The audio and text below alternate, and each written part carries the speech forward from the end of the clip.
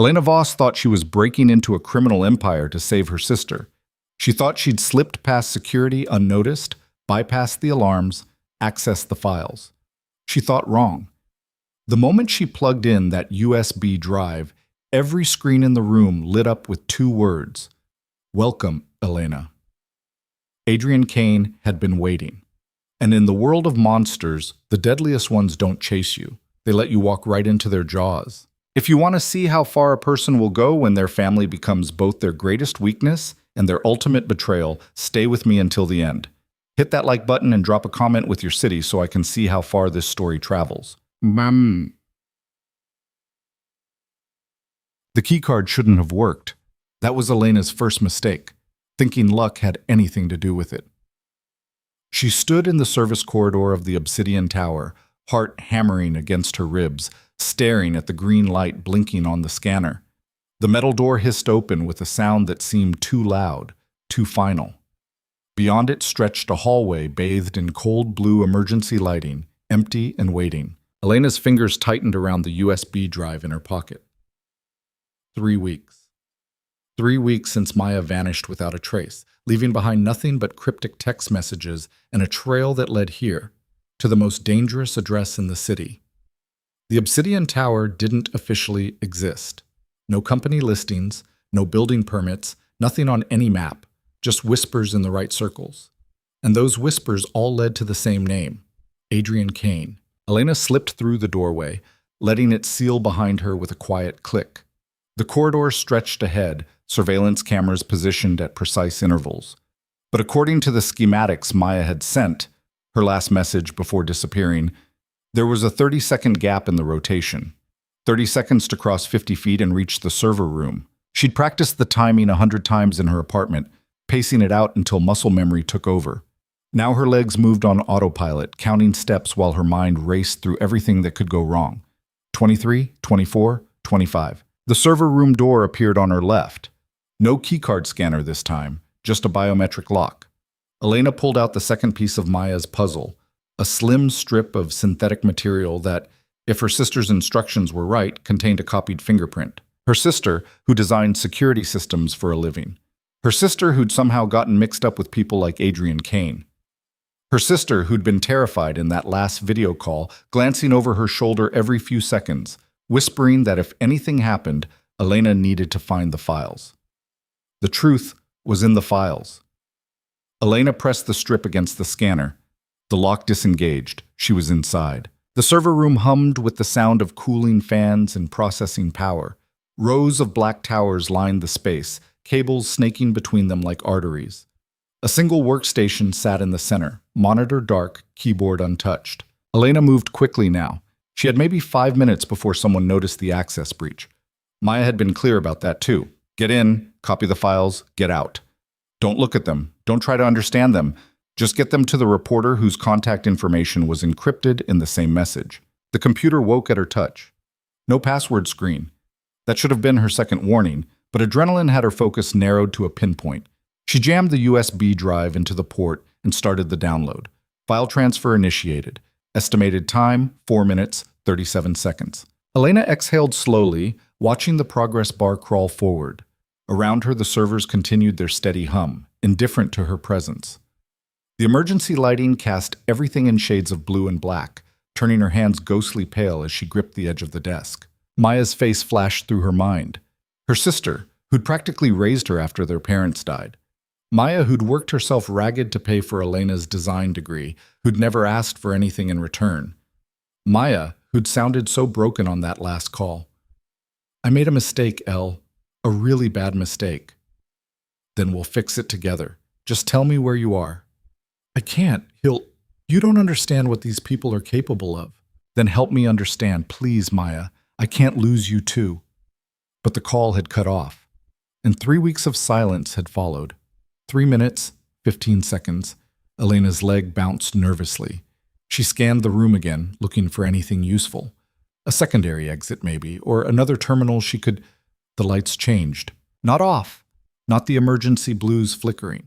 They simply shifted, warming to a soft amber that transformed the server room into something almost comfortable, almost welcoming. Elena's blood turned to ice. "You know," a voice said from behind her, smooth and unhurried, "most people who break into my building don't make it past the parking garage." She spun around. He stood in the doorway she'd entered through, though she hadn't heard it open.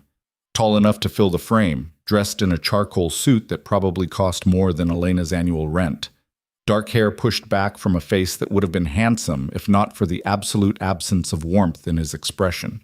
His eyes, pale gray, almost colorless in this light, fixed on her with the focused intensity of a surgeon examining a specimen.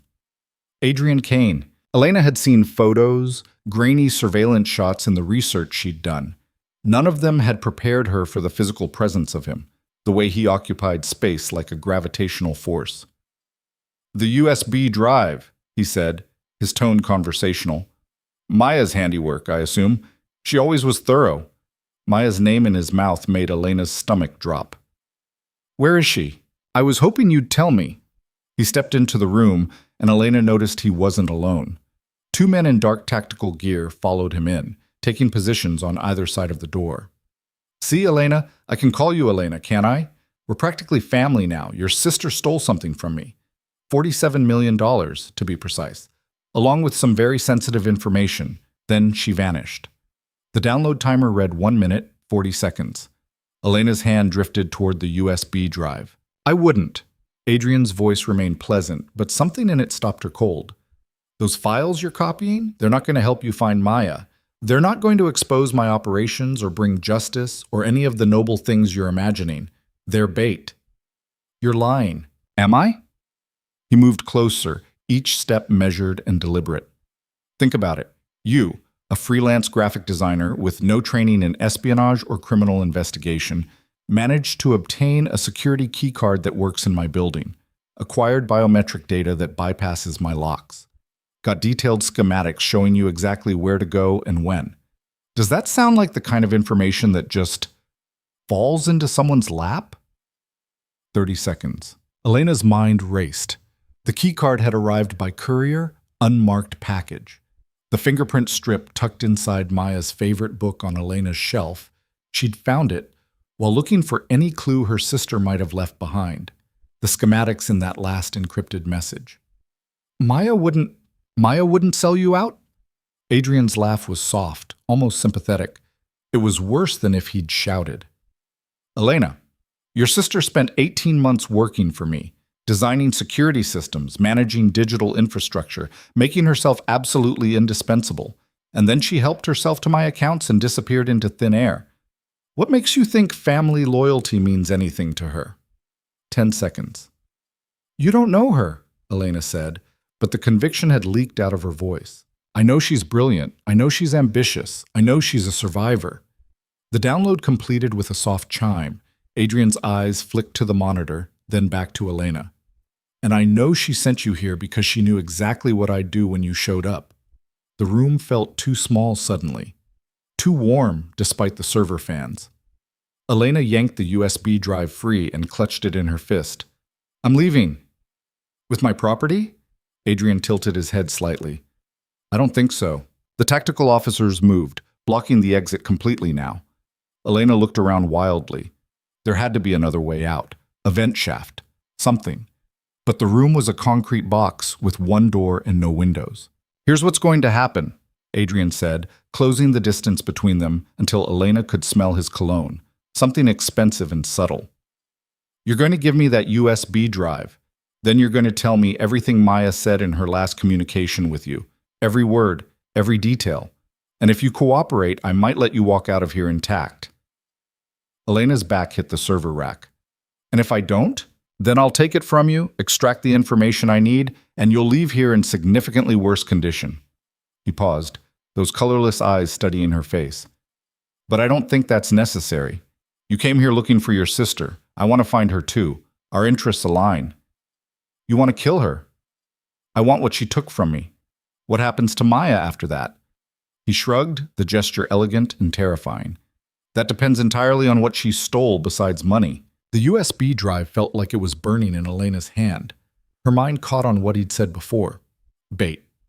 If this was a trap, if Maya had deliberately led her here, no, she couldn't believe that. Wouldn't. I need proof she's alive, Elena said. Before I tell you anything, I need to know she's okay. Something flickered across Adrian's face. Not quite surprise, but close. You're negotiating? Right now? You said our interests align. Prove it. Show me she's alive, and I'll tell you what I know. For a long moment, Adrian just looked at her. Elena forced herself to hold his gaze, even though every instinct screamed at her to look away, to submit, to do whatever it took to get out of this room. Then Adrian smiled. It didn't reach his eyes. Victor, he said without turning around, show our guest to the residence level. Make her comfortable. One of the tactical officers stepped forward. Elena jerked back, but there was nowhere to go. Wait. You want proof, Adrian said. Fine. I'll provide it. But Elena? He leaned in close enough that she could feel his breath against her ear. Understand something. The moment you walked through that door, you became mine. Not my prisoner, not my hostage, mine. And in my world, there's only one thing people like your sister understand. What's that? Consequences. He straightened up, already turning away, dismissing her. The officer grabbed Elena's arm, not rough, but with the kind of impersonal efficiency that made it clear resistance was pointless. The USB drive, Adrian said over his shoulder. Elena's fingers tightened around it. You said, I said I'd give you proof. I didn't say you could keep leverage. He held out his hand, palm up. Don't make this harder than it needs to be. Every option Elena could think of ended badly. Run? They'd catch her in seconds. Fight? She'd never thrown a punch in her life. Scream? Who would hear her in a building that didn't exist? She placed the USB drive in Adrian's palm. His fingers closed around it. Smart choice. Victor, residence level, guest suite 3. Make sure she has everything she needs. And then what? Elena asked as Victor's grip on her arm tightened, pulling her toward the door. Adrian glanced back one last time. In the amber light, his face could have been carved from marble. Beautiful and completely inhuman. Then we wait, he said, for your sister to make her next move. Because she will, Elena. She sent you here for a reason, and I'm very interested to find out what that reason is. The guest suite was nicer than Elena's apartment. That was the first disturbing thing she noticed. Floor-to-ceiling windows overlooking the city, furniture that belonged in a design magazine, a bathroom with marble everything, and towels so soft they felt like clouds. The kind of place that cost more per night than Elena made in a month. A gilded cage. Victor had deposited her here without a word, locking the door from the outside. Elena had immediately checked every window, sealed shut, shatterproof glass. The door was solid core with no visible lock mechanism on her side. Even the air vents were too small to crawl through. She was trapped. Elena sank onto the edge of the massive bed, her whole body starting to shake now that the adrenaline was wearing off. What had she done? What had she been thinking? She'd been thinking about Maya, about finding her sister, saving her, bringing her home safe, the way Maya had always done for her. But Adrian's words kept circling back. Those files are bait. She sent you here. She knew exactly what I'd do. No, Maya wouldn't do that. Couldn't. Except Maya had changed in the months before she disappeared, working late, taking calls she wouldn't explain, snapping at Elena when pressed for details. Secretive in a way she'd never been before. I'm handling something, she'd said once, when Elena caught her staring at her phone with an expression Elena couldn't read. Something big. When it's done, we'll be set. Really set. You can quit freelancing, focus on your art. I'll make sure you never have to worry about money again. Elena had assumed Maya meant a promotion, a new client. Not this. A soft knock on the door made her jump. Miss Voss? A woman's voice, professional and neutral. I'm leaving dinner outside your door. There's also a change of clothes, toiletries, anything you might need. Elena didn't answer. After a moment, she heard footsteps retreating. She should eat, keep her strength up. But her stomach was twisted in knots, and the thought of food made her nauseous. Instead, she moved to the window and pressed her forehead against the cool glass. Somewhere out there in the glittering sprawl of the city, Maya was either hiding or dead. And Elena had just handed Adrian Kane the only leverage she'd had. The USB drive was gone. Her freedom was gone. And she had no idea what happened next. Hours crawled by. Elena eventually retrieved the tray from outside. Caesar salad, grilled salmon, roasted vegetables, chocolate mousse for dessert, and forced herself to eat mechanically. The food was excellent. That made it worse somehow. She showered because she couldn't think of anything else to do, standing under water hot enough to turn her skin pink, trying to wash away the feeling of Adrian's eyes on her. The clothes left for her fit perfectly, soft cotton pajamas in dove gray. Someone had known her size. Someone had been planning this. Elena was sitting on the bed, hair damp, mind spinning in useless circles, when the door opened. Not Victor this time. Adrian himself, still in that perfect suit, though he'd loosened his tie. He carried a tablet in one hand. "Proof," he said without preamble, and handed it to her. The video was dated 2 days ago. Timestamp in the corner, location data tagged to somewhere in Eastern Europe. And there, on screen, was Maya, alive. Elena's breath caught. Her sister looked thinner, exhausted, her dark hair pulled back in a messy ponytail. She sat at a cafe table drinking coffee, checking her phone. The video was clearly surveillance footage. Maya had no idea she was being filmed. "She's in Prague," Adrian said. "Or at least she was 48 hours ago. My people lost her shortly after this was taken. She's very good at disappearing." Elena couldn't look away from the screen. Maya was alive and whole, and "She doesn't look like she's in danger," Adrian continued, his tone almost conversational. "In fact, she looks fairly comfortable for someone on the run, almost like she has resources, connections, a plan." Elena rewound the video, watched it again. Maya's expression was hard to read, but he was right. She didn't look terrified or desperate. She looked focused, determined, like she was working on something. "What did she take?" Elena asked quietly. "You said money and information. What information?" "Client lists, transaction records, details about operations that would be very valuable to my competitors, or to law enforcement." Adrian moved to the window, hands in his pockets. "Maya had access to everything. I trusted her with everything. That was my mistake." "Why?" He glanced back at her. "Why did I trust her? Why did she run? If she had everything, access, trust, money probably, why throw it away?" "An excellent question." Adrian turned fully to face her now. "One I intend to ask her before I decide what to do with her. But that requires finding her. And Maya, as I mentioned, is very good at not being found." Elena set the tablet down carefully. "You think she'll come for me? That's why I'm here. You're using me as bait." "Yes." The blunt admission was almost refreshing after all the circling. Elena wrapped her arms around herself. "And when she does? When she shows up to save me or kill me or whatever her plan is? What happens to her? That depends on what she stole besides money and data." Adrian's expression remained neutral, but something in his voice shifted.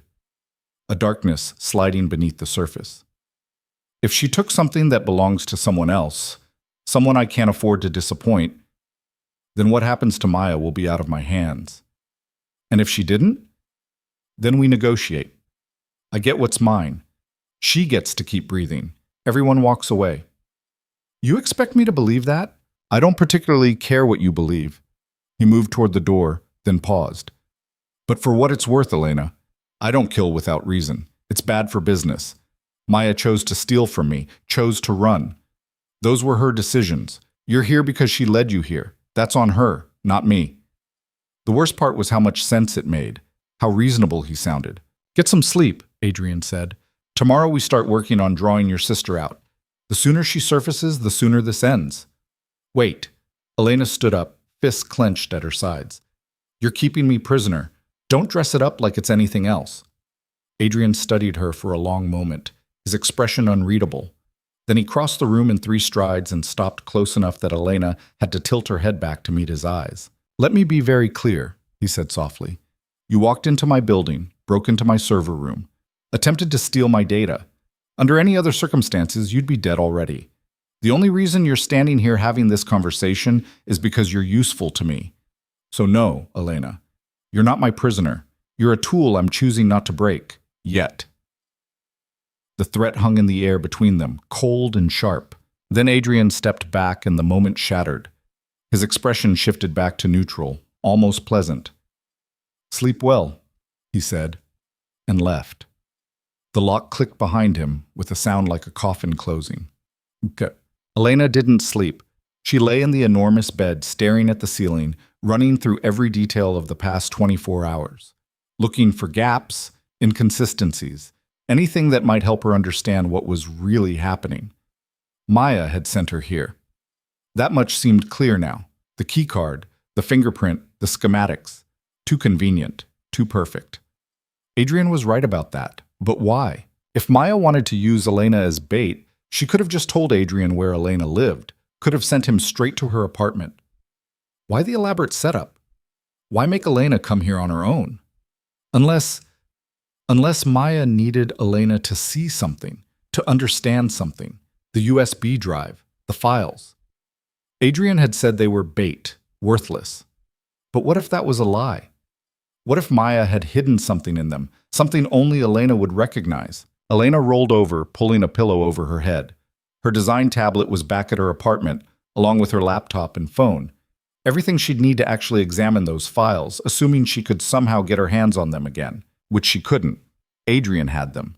And even if she did get them back, what would she do? She didn't know how to decrypt sensitive criminal data. She knew how to design logos and lay out magazine spreads and create color palettes that didn't make people's eyes bleed. She was so completely out of her depth, it was almost funny. Except nothing about this was funny. Elena must have dozed off eventually because she woke to morning light streaming through the windows and the smell of coffee. Someone had left breakfast outside her door, fresh pastries, fruit, orange juice, coffee in an insulated carafe. She ate because her body demanded it, tasting nothing. Around 9, the door opened again. Not Adrian this time. A woman, maybe 30, dark hair and a severe bun, wearing a charcoal pantsuit that screamed efficiency. "Miss Voss, I'm Simone.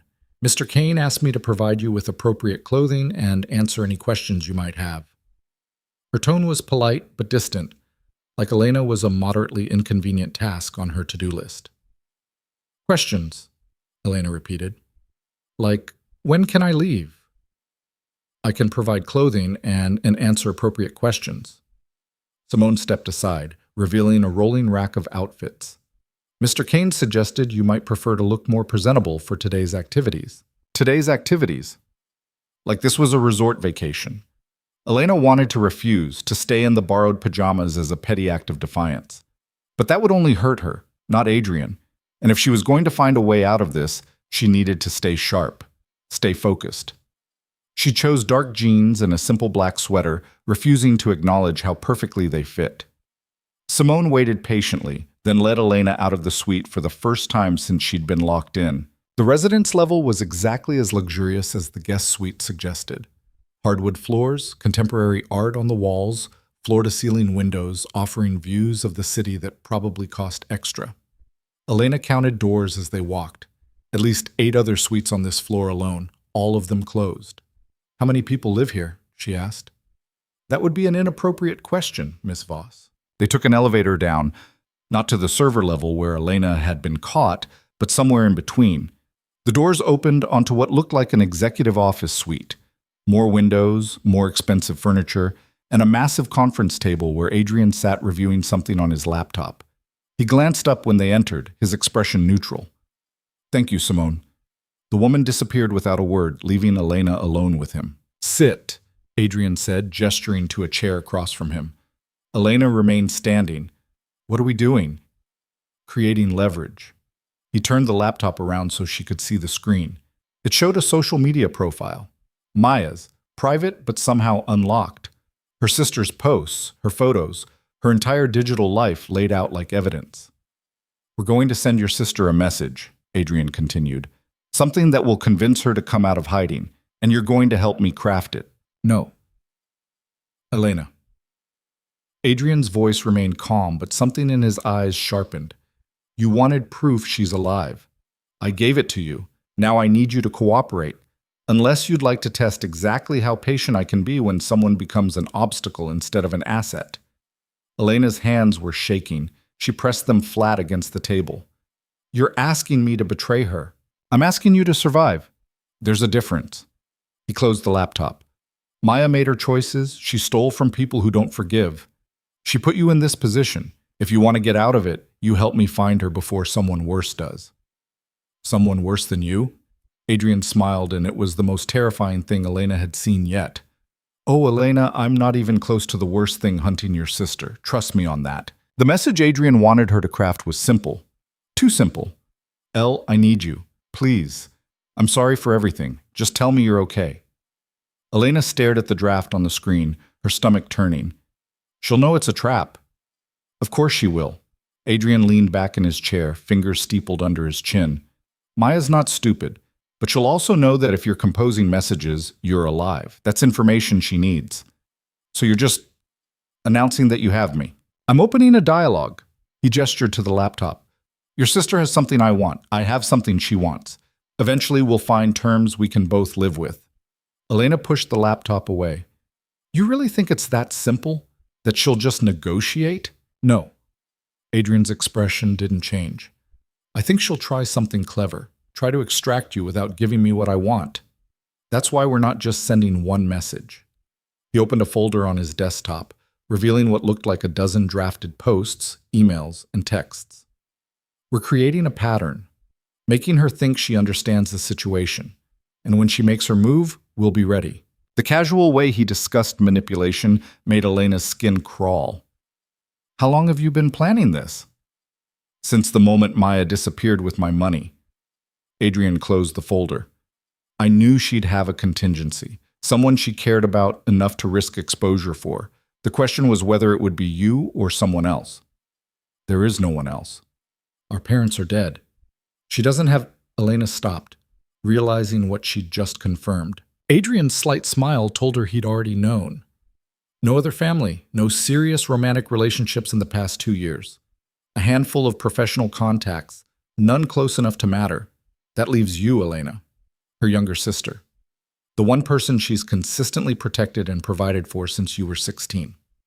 The fact that he knew all this, had researched her life like she was a case file, made Elena want to shower again.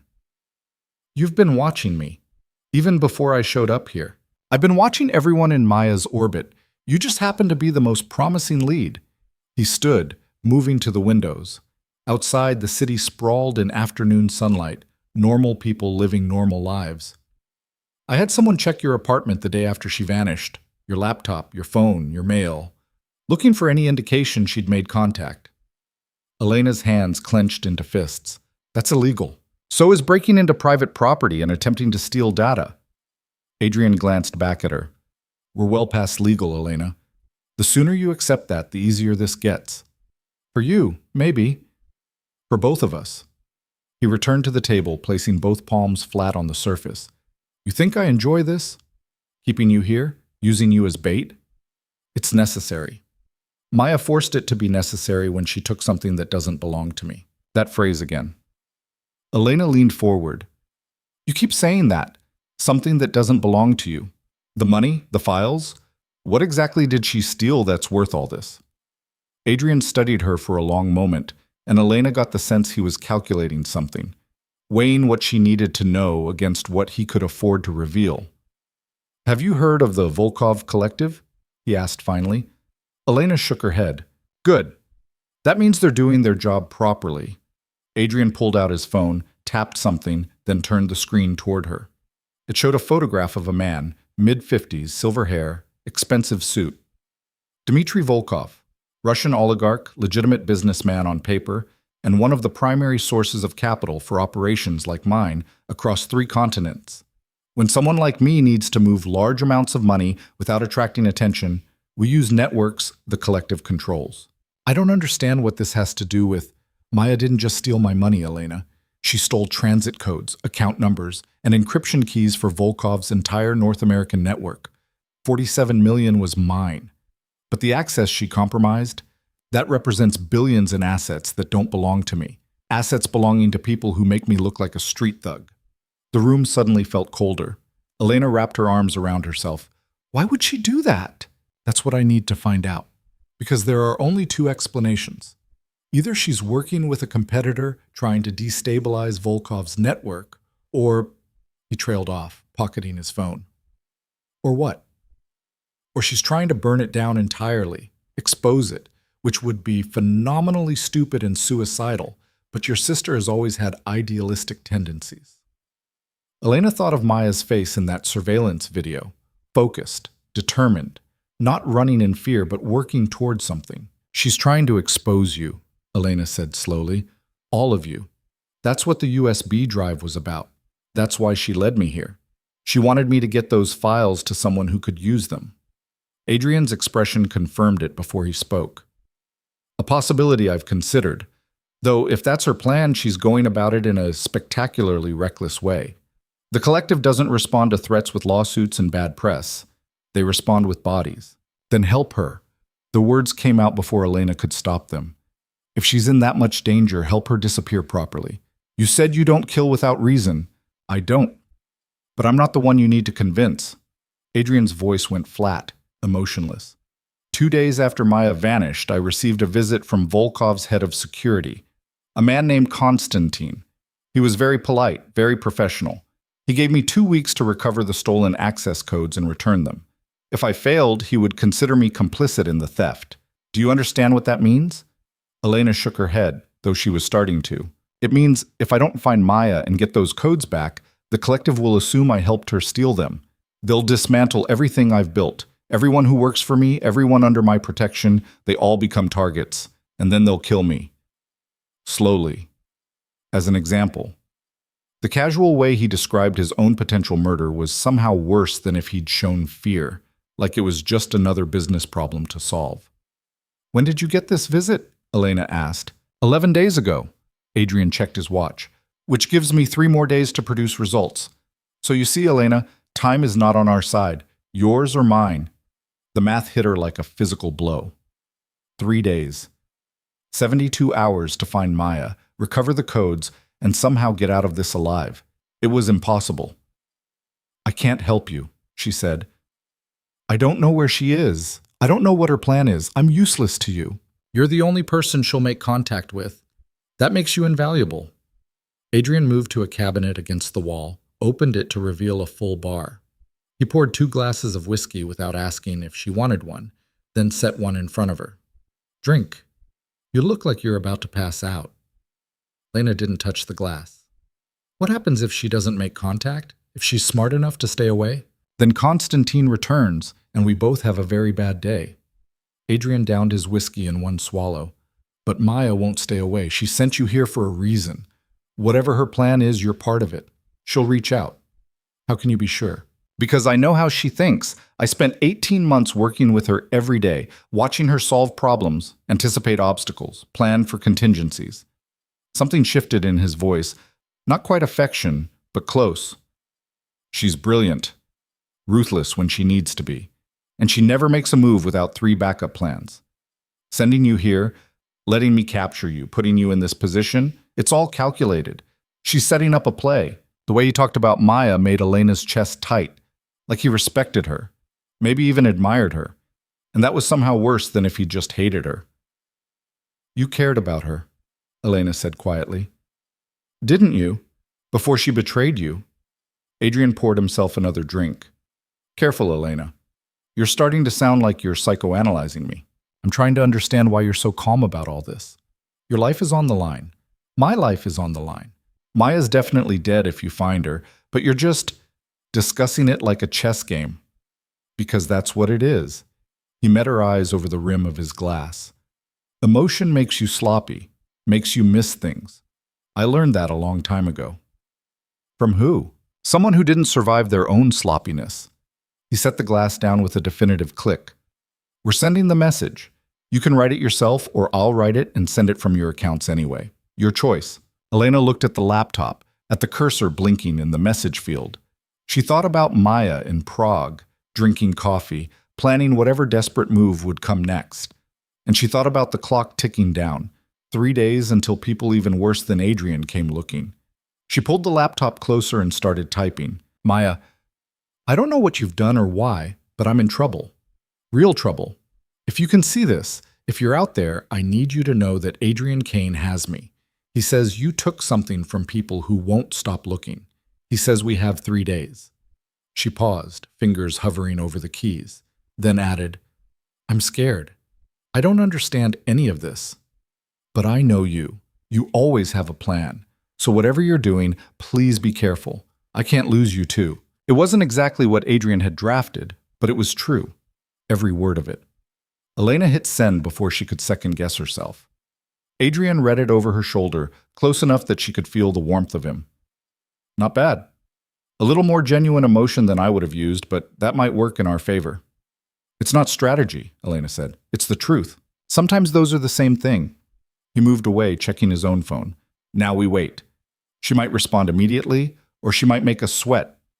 Either way, we'll know soon enough. The waiting was worse than the confrontation had been. Elena sat in that conference room for 2 hours, staring at her phone. Adrian had returned it, though she suspected he was monitoring everything, jumping every time it buzzed with a notification. But none of them were from Maya. Simone brought lunch around 1. Caesar salad again, like someone had noted it was safe and decided to just repeat it. Elena picked at the food while Adrian worked on his laptop, apparently unconcerned with the silence stretching between them. How did you meet her? Elena asked finally, unable to stand the quiet anymore. Maya. Adrian didn't look up. She applied for a position, network security specialist. Her resume was impressive. And you just hired her? Let her into your operation? I vetted her thoroughly. Background check, skills assessment, psychological evaluation. She passed everything. He did look up then.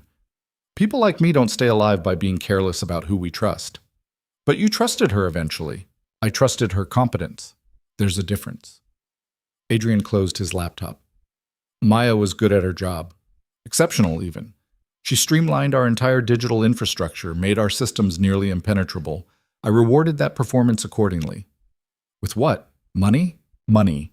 Access. Respect. His expression was unreadable. Your sister was easy to work with, professional. Never asked questions about aspects of the business that didn't concern her. Never tried to leverage her position for personal gain. Until she did. Elena set down her fork. What changed? There must have been something. People don't just wake up one day and decide to steal from the Mafia. I'm not Mafia. Adrian's voice went sharp. I run a private equity firm that specializes in high-risk international ventures. The fact that some of those ventures exist in legal gray areas doesn't make me Tony Soprano. You're keeping me prisoner and threatening to kill my sister. That's pretty Mafia. I'm protecting an asset and pursuing a thief. That's business. But something in his jaw had tightened. Elena had struck a nerve. She pressed it. Is that what you tell yourself? That it's all just business? That you're not actually a criminal? You're an entrepreneur? Elena. The way he said her name was a warning. You're upset. I understand that. But picking a fight with me right now is not going to improve your situation. My situation is that I'm trapped here waiting for my sister to walk into whatever trap you're setting. What exactly could make it worse? Adrian stood abruptly, the movement controlled but radiating tension. You really want to know what could make it worse? Victor, my brother, returns from Moscow tomorrow. He's been handling the Volkov situation personally, trying to buy me more time. When he gets back and finds out I've been keeping you in the guest suite, treating you like a person instead of leverage, he's going to have opinions about my methods. Your brother? My older brother. The one who's significantly less concerned with preserving life when it interferes with profit. Adrian moved to the windows again, a habit Elena was starting to recognize as a tell. He went there when conversations got uncomfortable. Victor thinks I'm too soft, too careful. He would have had you in an actual cell from the moment you were caught. And he would have started cutting off fingers to send to Maya by now. Elena's blood went cold. You're saying I should be grateful. I'm saying the situation could be much worse than it is. And if you want it to stay at this level of not ideal, you'll stop pushing me. He turned back to face her. I'm trying to find a solution where everyone survives this. That's more than most people in my position would bother with. Because of Maya. Because I don't enjoy unnecessary violence. But the way he said it, the slight hesitation before the words, told Elena there was more to it. Before she could press further, Adrian's phone buzzed. He glanced at it, and something in his expression shifted. Not quite surprised, but close. What? Elena demanded. He held up a hand, reading whatever message had come through. Then he looked at her, and for the first time since she'd met him, Adrian Kane looked genuinely uncertain. Your sister just made her first move, he said, and it's not at all what I expected. He turned the phone to show her. The message was short, sent from an encrypted number to what looked like Adrian's private line. You want the codes back? Fine. I'll trade, but not for Elena. For you. Elena read it twice, trying to understand. What does that mean? It means your sister is either suicidal or a genius. Adrian pocketed his phone. She's offering to return everything she stole in exchange for a meeting. Just her and me. No weapons, no backup. A neutral location of her choosing. That's insane. You'd kill her the second you had the codes. Exactly. Which means either she has a death wish or she has something else planned. Adrian's eyes had gone distant, calculating. Something she thinks will protect her even in a face-to-face meeting with me. What could possibly... I don't know yet, but I'm going to find out. He was already moving, grabbing his jacket from the back of his chair. Simone will take you back to your suite. Don't try anything stupid. Wait, you're actually considering this? It's obviously a trap. Adrian paused at the door. Of course it's a trap. But it's also the first concrete move she's made, which means whatever her endgame is, it's starting now. He studied Elena's face. She didn't ask about you, didn't demand proof you were okay. She went straight to negotiation. Does that seem like the sister you know? It didn't.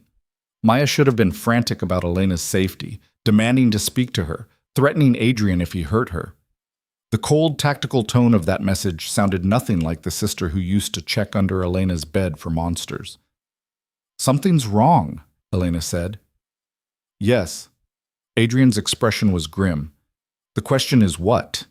And we have roughly 3 days to figure it out before Constantine decides we're both expendable. Simone appeared as if summoned, ready to escort Elena back, but Elena stayed rooted to her chair.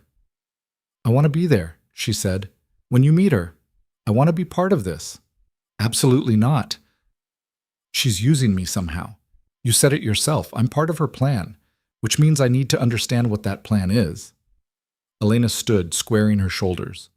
You keep me in the dark. I'm useless. Let me help. You help by staying alive and staying put. Adrian's tone left no room for argument. Maya's message said just the two of us. If I show up with you, she'll know I didn't follow instructions. That could spook her, make her run again. We can't risk it. Then what am I supposed to do? Sit in that room and wait? Yes. He moved to leave again, then stopped. Elena, I know this is hard. I know you want to protect your sister, but the best thing you can do right now is trust that I know how to handle this situation. Trust you? Elena's laugh was bitter. You're the one threatening to kill her. I'm the one trying to keep both of you alive despite the incredibly stupid choices she's made. Adrian's voice went quiet, almost gentle. If I wanted Maya dead, she would be. I have resources she can't match, connections she can't counter. I could have put a bullet in her in Prague. I didn't. Think about why that is. Elena wanted to argue, to reject the implication that Adrian was somehow the good guy in this mess.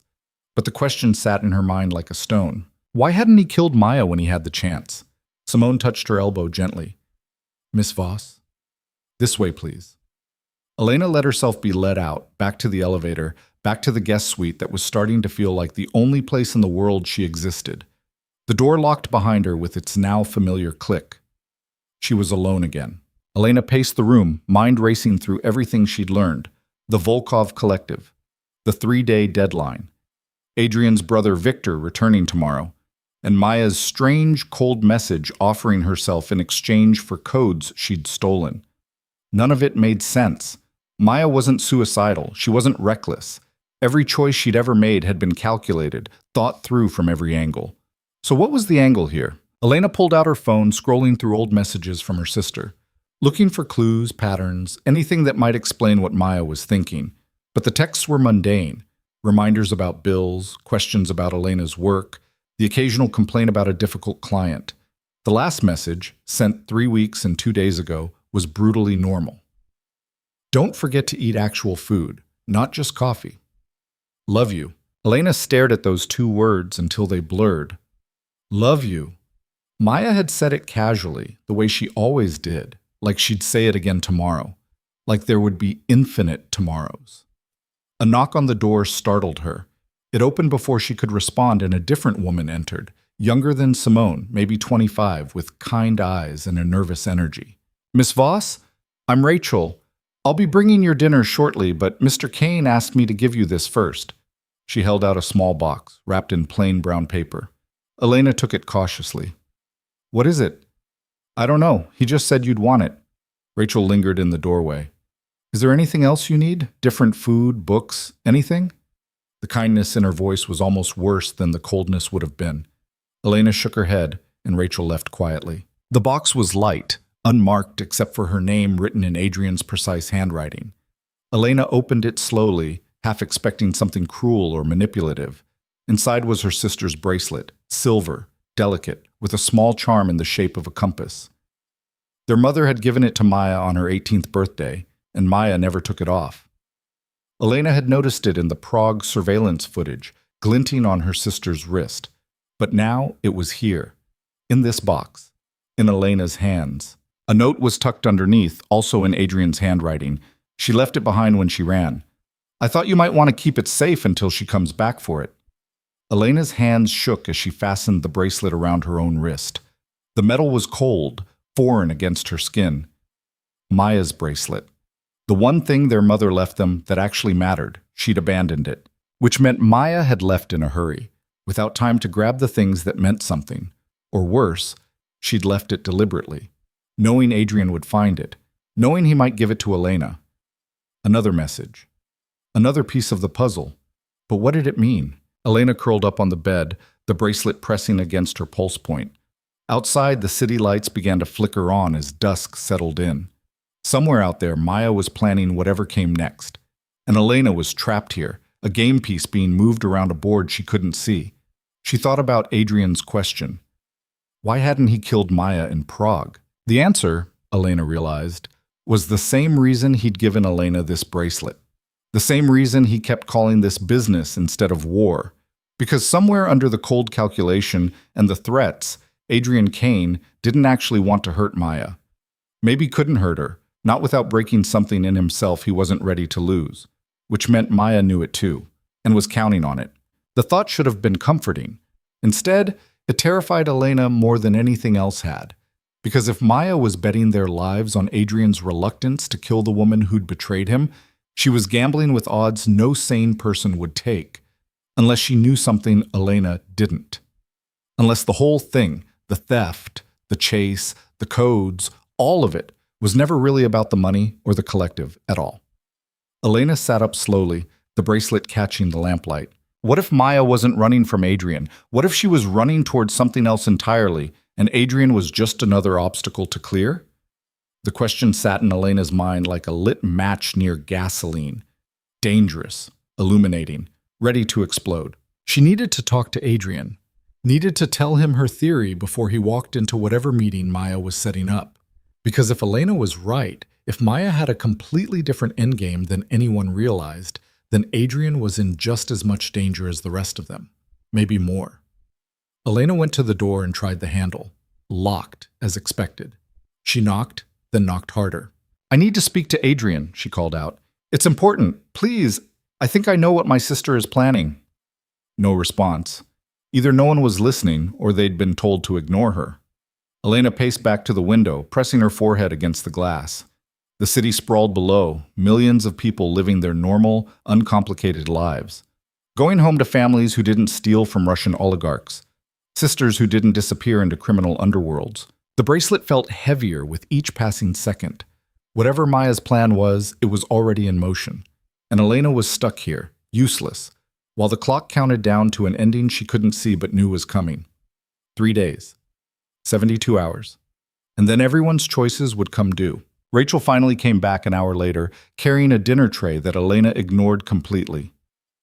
"I need to see Adrian," Elena said before Rachel could set the food down. "Right now, it's about my sister."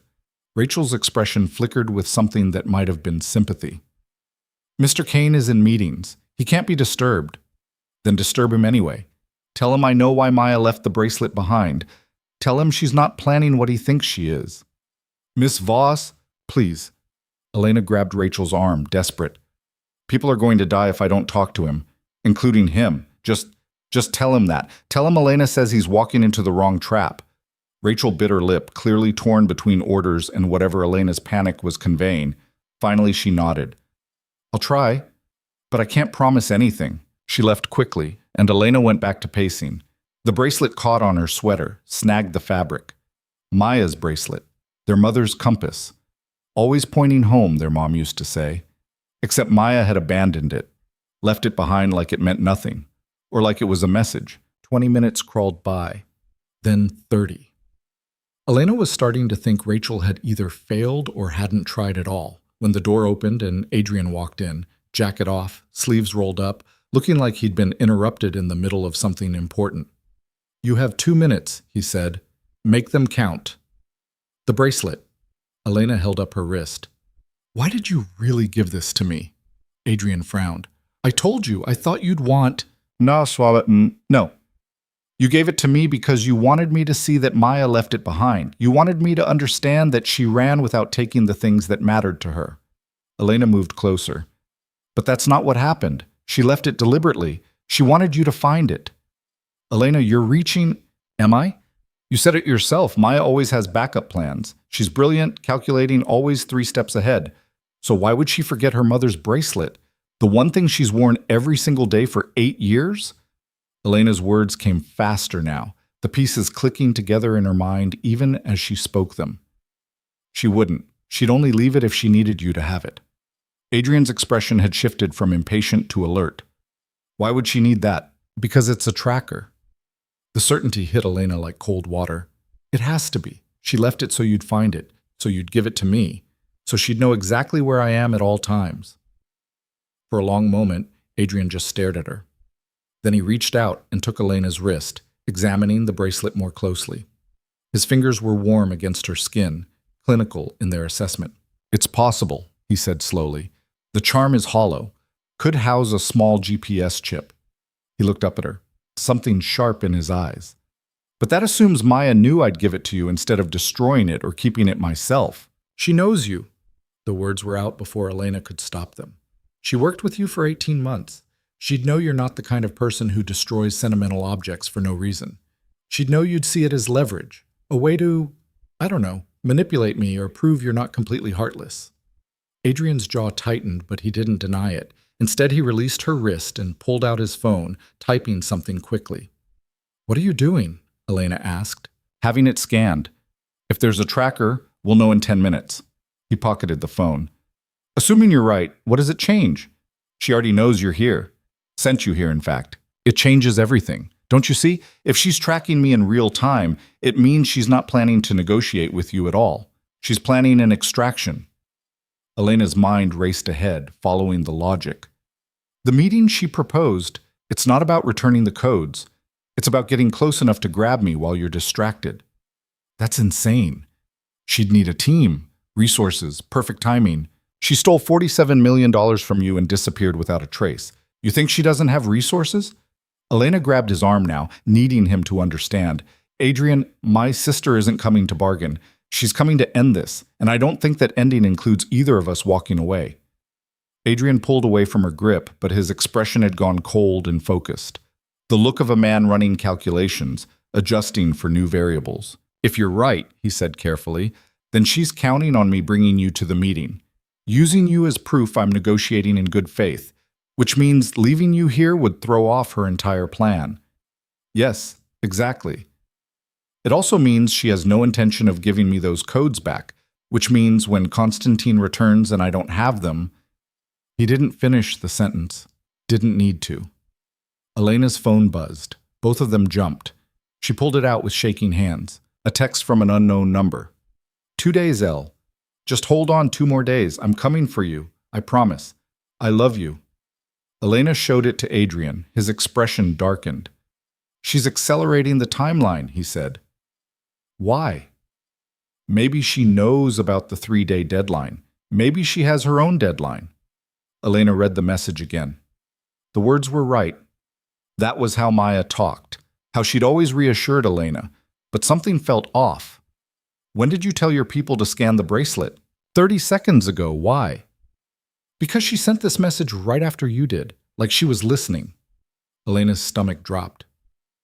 The bracelet isn't just a tracker. It's a bug. She can hear everything we're saying right now. Adrian's hand moved so fast, Elena barely saw it. He grabbed her wrist and in one smooth motion unclasped the bracelet and threw it across the room. It hit the wall and clattered to the floor, the delicate chain breaking. "Get Simone up here," Adrian barked into his phone. "And Victor, I don't care if he's still in Moscow. Get him on video call. Now!" He turned back to Elena, and for the first time since she'd met him, she saw something that looked like genuine anger bleeding through the controlled facade. "How long have you known?" he demanded. "I didn't know. I just figured it out, right now, the same time you did." "Convenient timing. You think I'm working with her?" Elena's laugh was sharp with hysteria. "You think I'd be telling you all this if I was part of her plan? I think you're her sister. I think blood matters. And I think maybe you're better at this than you've been pretending to be." Adrian moved closer, crowding her space. "So here's what's going to happen. You're going to tell me everything you actually know about Maya's plan. Every detail, every suspicion, every gut feeling you've been holding back. And if I find out you've been playing me this whole time—" "I haven't." Elena held her ground, even though every instinct screamed at her to back away. "I'm trying to help you, help both of us. Because whatever Maya's planning, it's going to get people killed, and I won't let that happen." "Why should I believe you?" "Because I gave up the bracelet." Elena's voice cracked. "My mother's bracelet, the last thing I have of her. I told you it was bugged knowing you'd destroy it. Does that sound like someone who's playing you?" Adrian studied her face like he was looking for cracks in a diamond, searching for flaws, weaknesses, anything that would tell him she was lying. Whatever he saw must have satisfied him because he stepped back. "Simone's taking you to a different room. Somewhere we swept this morning, no possible surveillance. You're going to write down every conversation you've had with Maya in the past year, every weird comment, every time she seemed off, anything that might tell us what she's actually planning." "And you? I'm going to find out who the hell your sister has been working with, because she didn't pull this off alone. Someone's backing her, someone with enough resources to make her think she can take on the Volkov Collective and win." His phone buzzed. He glanced at it. "Victor's on the line. This conversation is over." Simone appeared in the doorway, looking tense. Elena let herself be led out, but she glanced back once. Adrian had moved to the windows again, phone pressed to his ear, and even from across the room, Elena could see the rigid set of his shoulders. He was scared, maybe not for himself, but scared. The new room was smaller, more austere. No windows, just concrete walls and basic furniture.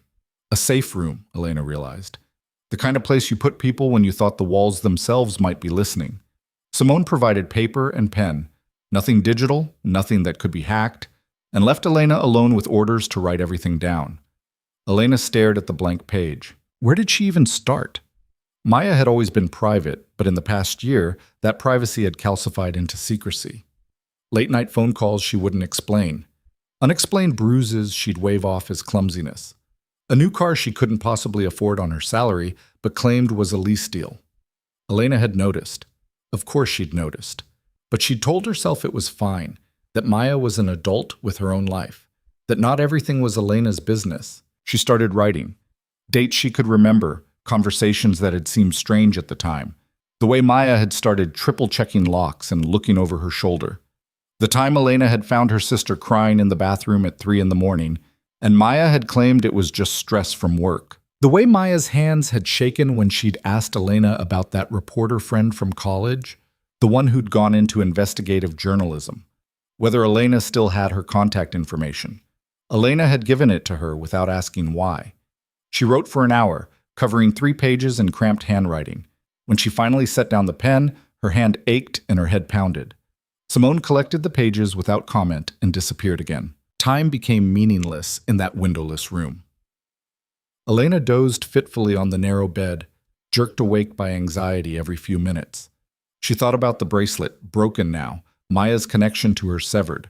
Unless there were other trackers, other ways Maya was keeping tabs. Elena checked her phone compulsively, even though no new messages came. The last text from Maya sat there, mocking her with false promises. "I'm coming for you." But was she coming to save Elena or use her? When the door finally opened, it wasn't Simone. A man walked in, older than Adrian by maybe 5 years, with the same sharp features but harder edges. Colder eyes. He wore an expensive suit that somehow made him look more dangerous, not less. Victor Kane. Elena stood up automatically, some instinct telling her that sitting would be a mistake around this man. Elena Voss. Victor's voice was smooth, almost pleasant. It made her skin crawl. My brother's been telling me all about you. About your sister. About the spectacular mess we're all neck deep in because Adrian decided to trust the wrong woman. I don't know what you want me to say. I want you to understand something. Victor moved into the room, and Elena became acutely aware that he'd closed the door behind him, that they were alone. Adrian has a weakness. He sees people as assets to be managed instead of problems to be eliminated. It's made him successful, but it's also made him soft. Do you know what I mean by soft? Elena shook her head.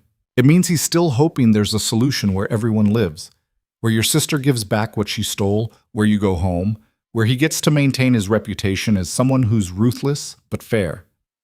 Victor's smile was a knife's edge. But that's not reality. Reality is that your sister has fucked us all, and the only question left is how many bodies we're going to have to bury to unfuck it. My brother thinks you're trying to help, that you turned on your sister by telling him about the bracelet. Victor was close enough now that Elena could smell his cologne, sharper than Adrian's, more aggressive. But I think you're smarter than that. I think you're playing both sides, keeping yourself valuable to whoever wins. That's not... Save it. He held up a hand. I actually don't care what your motivations are. Here's what matters. Constantine arrives tomorrow morning. When he gets here, he's going to want answers. Real answers, not Adrian's hopeful bullshit about negotiated settlements. And if we don't have those answers, he's going to start hurting people until we do. Elena's mouth went dry. What do you want from me? I want you to call your sister. Tell her you're scared, you're hurt. You need her to come now. Not in 2 days. Now. Tonight. Victor pulled out a phone, not Elena's, a burner, and held it out.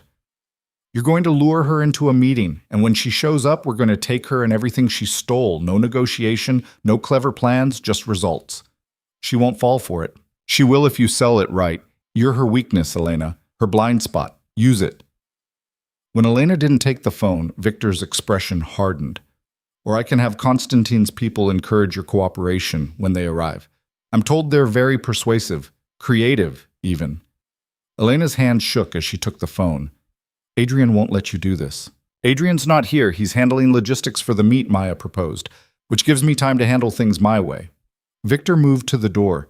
You have 10 minutes to make the call. Make it convincing. Your life depends on it. So does hers. He left, but the door stayed open this time. Elena could see 2 guards outside, watching her. She looked down at the burner phone, then at her own phone, sitting on the small table. Maya's last message still glowing on the screen. Victor wanted her to betray her sister, to lure her into a trap where she'd be tortured and killed. But if Elena refused, Constantine would do worse, to both of them. And somewhere in the middle of this impossible choice, Adrian was trying to find a solution that didn't exist. Elena's finger hovered over the call button. She thought about Maya's face in that surveillance footage. Focused, determined, not running in fear but working towards something. What if the right move was to trust that? To believe that Maya actually had a plan that could get them both out alive? Or what if that was exactly the kind of thinking that would get Elena killed? The door opened again. Elena jumped, expecting Victor. It was Rachel, moving quickly and quietly. She pressed something into Elena's hand, a small piece of paper folded tight, and whispered, "Don't make the call. Adrian's on his way. Stall." Then she was gone. Elena unfolded the paper with shaking hands. Adrian's handwriting, rushed and barely legible. Victor's trying to force a play. Don't give him what he wants. I need 20 minutes. 20 minutes. Elena looked at the clock on the wall. Victor had given her 10. She was going to have to buy time she didn't have against a man who made Adrian look gentle. Elena took a deep breath and walked to the doorway. The guard straightened, hands moving toward weapons she couldn't see but knew were there. I need to use the bathroom, she said, before I make the call. I can't. I'm going to be sick. One guard looked at the other. Some silent communication passed between them. Then one nodded and gestured down the hall. The bathroom was small, industrial. Elena locked herself inside and leaned against the sink, staring at her reflection. She looked like hell, dark circles, unwashed hair, eyes too wide and afraid. She looked like someone who was in over her head, which was exactly what she was. Elena turned on the water, let it run, splashed her face. The cold helped clear her head slightly. She had maybe 5 minutes before they came looking for her. 5 minutes to figure out what the hell she was going to say to buy Adrian his 20. The truth was, she had no idea how to stall Victor. He was too smart, too cruel. He'd see through any excuse, any delay. Unless she gave him something real, something he'd have to verify before he could push forward. Elena pulled out her actual phone and opened the messages to Maya. She typed quickly, not letting herself think too hard about what she was doing. Via's trying to force my hand. Says Kay arrives tomorrow, wants me to call you tonight. I need to know the truth. Are you coming to save me or use me? Because I can't keep doing this blind. She hit send before she could second guess it. The response came back almost immediately. Both. I'm sorry, Elle, for all of it. But trust me for 48 more hours. That's all I need, please. Elena stared at the message. 48 hours. 2 days. Exactly what Maya had said before. A knock on the bathroom door. Miss Voss, time's up. Elena flushed the toilet for authenticity and opened the door. The guards escorted her back to the room where Victor waited, arms crossed, expression impatient. Well? He demanded. I'll make the call, Elena said. But I need to know something first. What happens to her after you get the codes? That's not your concern. It is if you want me to sound convincing. Maya's not stupid. If she thinks she's walking into an execution, she won't come. I need to be able to tell her there's a deal on the table, that she can survive this if she cooperates. Elena forced herself to look Victor in the eye. Can she? Victor studied her for a long moment. Then he smiled, and it was the most frightening thing Elena had seen in this entire nightmare.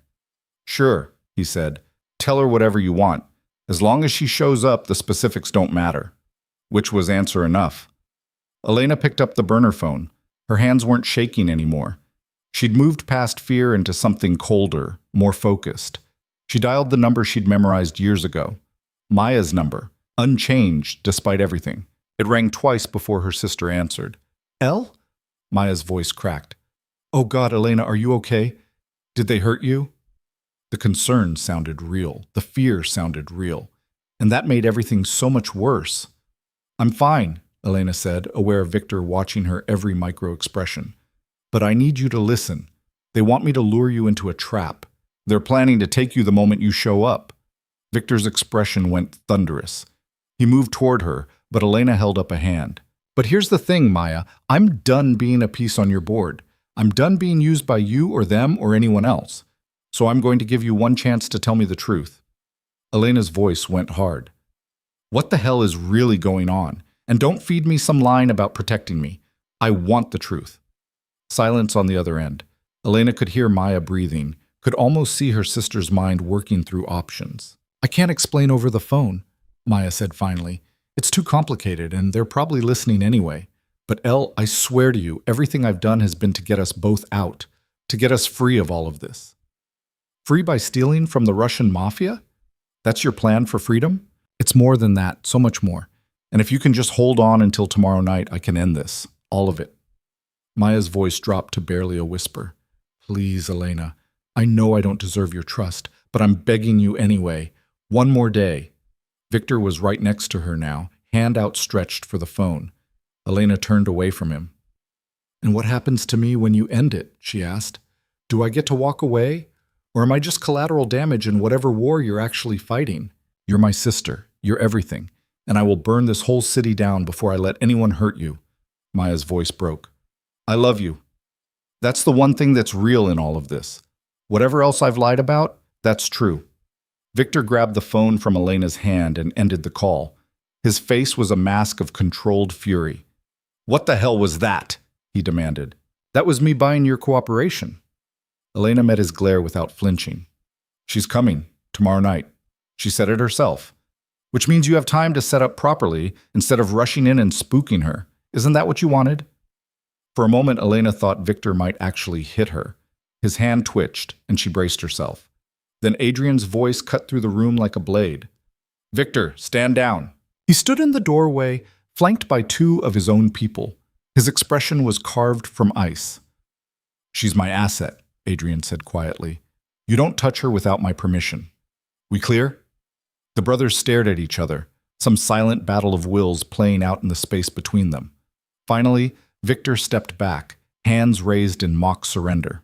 "Your asset, your mess. But when Constantine gets here and tears us both apart because you're still trying to play nice, don't say I didn't warn you." Victor brushed past Adrian on his way out. "You've got 36 hours. After that, I'm handling this my way." When he was gone, Adrian's shoulders sagged slightly. Just for a second, then the rigid control snapped back into place. "Are you hurt?" he asked Elena. She shook her head, not trusting her voice. "Rachel said Victor cornered you. Made you call Maya." "I stalled him. Used the call to warn her instead." Elena's legs suddenly felt weak. She sat down heavily on the bed. "Was that the right move? I don't even know anymore." Adrian moved into the room and closed the door. When he spoke, his voice was lower, more careful. "What did she say?" "Maya. That she needs one more day. That she's ending this tomorrow night." Elena looked up at him. "Whatever this actually is, because I don't think anyone in this building actually knows what she's planning, including you." "No," Adrian admitted. He sat down in the chair across from her, elbows on his knees. "I don't, and that terrifies me more than I'm willing to say out loud." The admission hung between them. For the first time, Elena saw past the mask he wore, saw the man underneath, tired, worried, running out of time and options. "The bracelet had a tracker and a microphone," Adrian said. "You were right. We found the chip when we cracked it open. Audio's been transmitting to a server in Berlin for the past 6 hours. So she heard everything, all our plans. Everything except the past hour, since I had you moved here." Adrian ran a hand through his hair, messing up the perfect styling. "But, yeah, she played us. Played me. Again. You really cared about her, didn't you?" The question came out softer than Elena intended. Adrian was quiet for a long moment. "I respected her, trusted her. That's more than I give most people." "That's not what I asked." He looked at her then, really looked at her. Elena saw something raw flash across his face before he locked it down again. "What I felt doesn't matter," he said. "She made her choice. Now we all have to live with the consequences. Or die with them. Or that." Elena pulled her knees to her chest, suddenly exhausted. "What happens tomorrow, when Maya makes her move?" "I don't know. Victor wants to ambush her, take her by force. I want to hear what she has to say, see if there's actually a way out of this." Adrian stood, moving to the door. "But what we both know is that Constantine arrives in the morning. And if we don't have answers by tomorrow night, none of this matters. We're all dead, anyway." Comforting.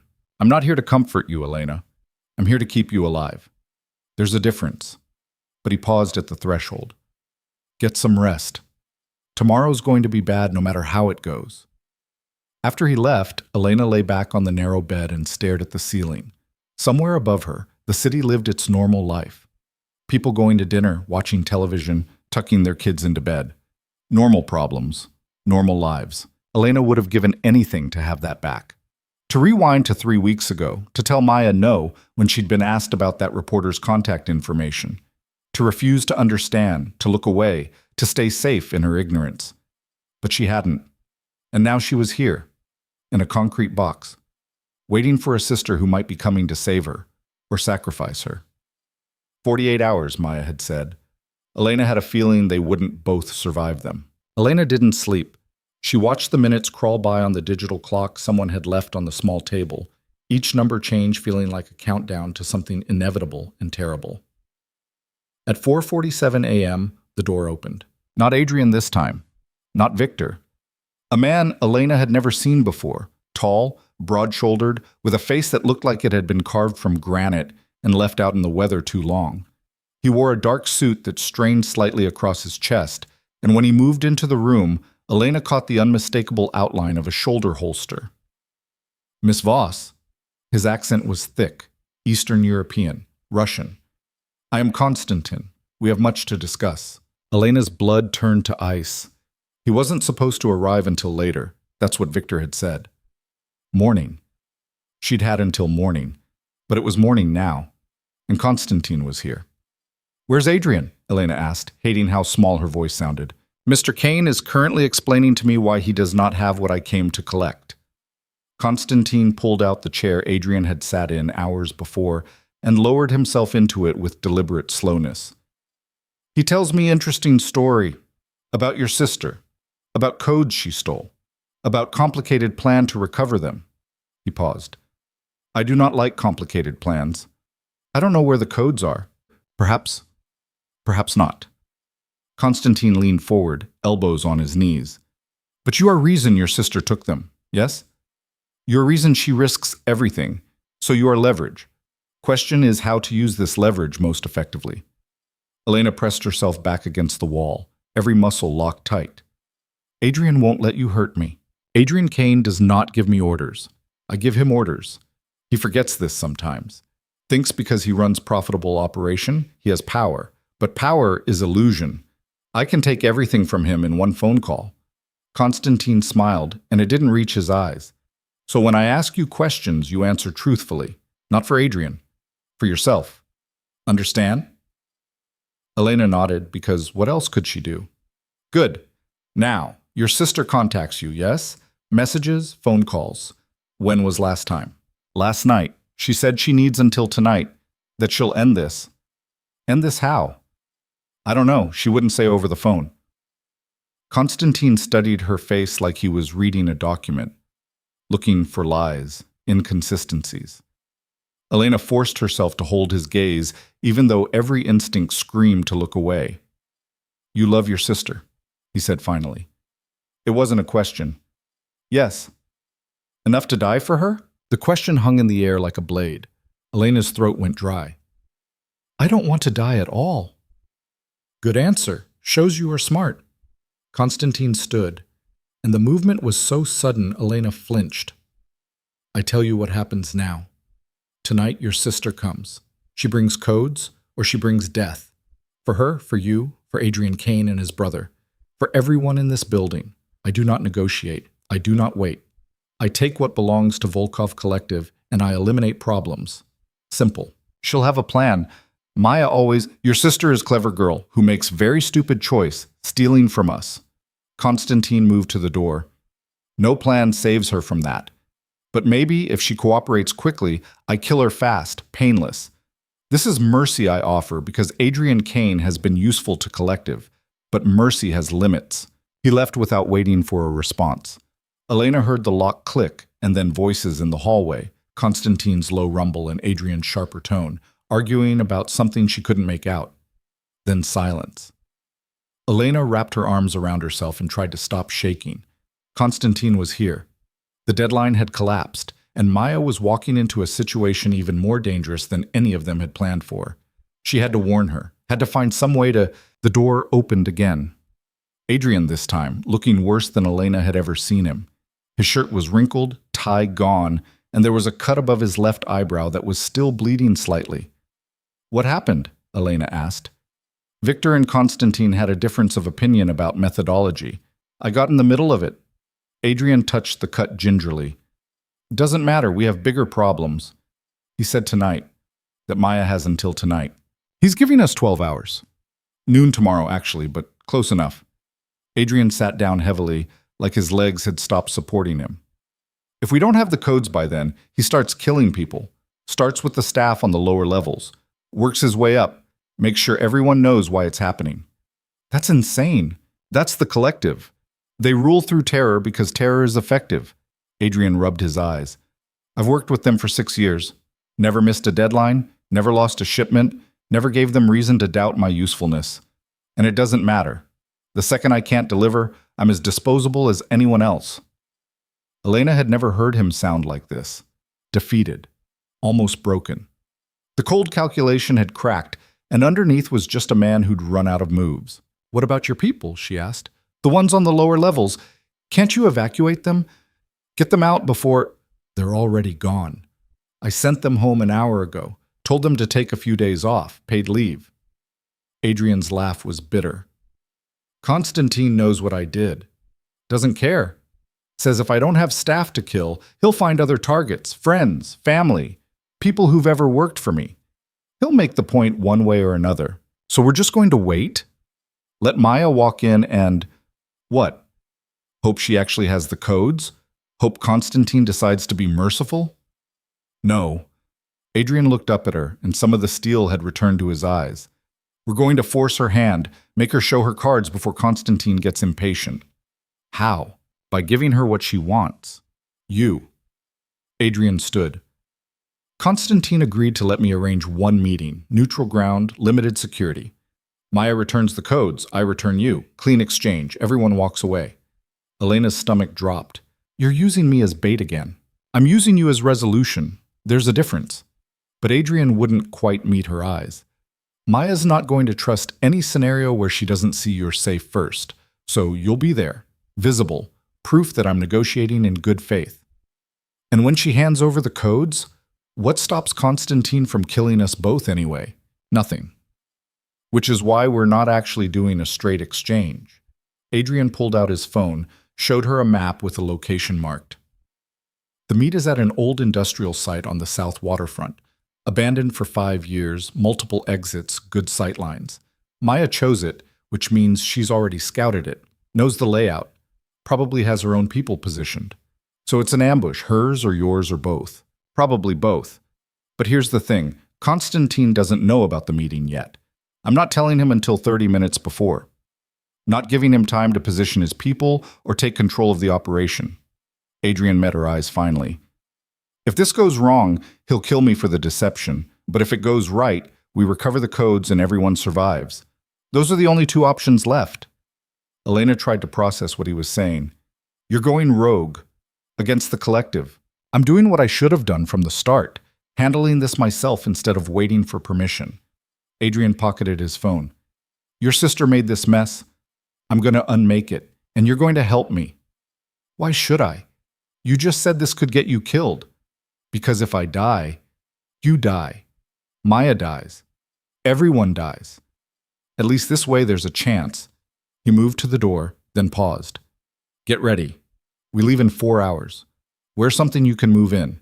This won't be clean. After he left, Elena sat in the silence and tried to figure out what the hell had just happened.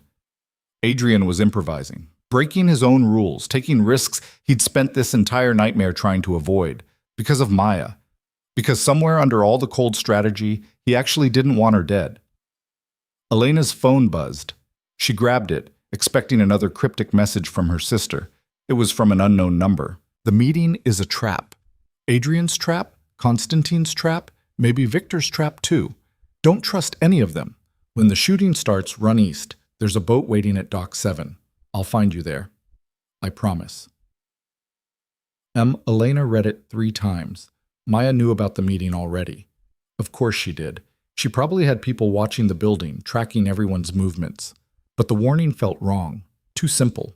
Too convenient. Unless it was another layer of the game. Another move Elena couldn't see. She deleted the message and tried to think like her sister. Maya had sent her here deliberately. Had led her into Adrian's hands, knowing exactly what would happen. So what was the endgame? What was worth risking Elena's life for? The truth. That's what Maya had said in her last video message. The truth was in the files. But Adrian had taken the USB drive. Elena had never actually seen what was on it. She stood up and started pacing. The files, the codes, the $47 million. It was all connected, but Elena was missing the center. The thing that made all the pieces fit together. 4 hours later, Simone came to collect her. She provided clothes as promised, dark jeans, sturdy boots, a black jacket that was probably someone else's. Everything fit well enough. Everything was chosen for function, not fashion. Mr. Kane is waiting, Simone said.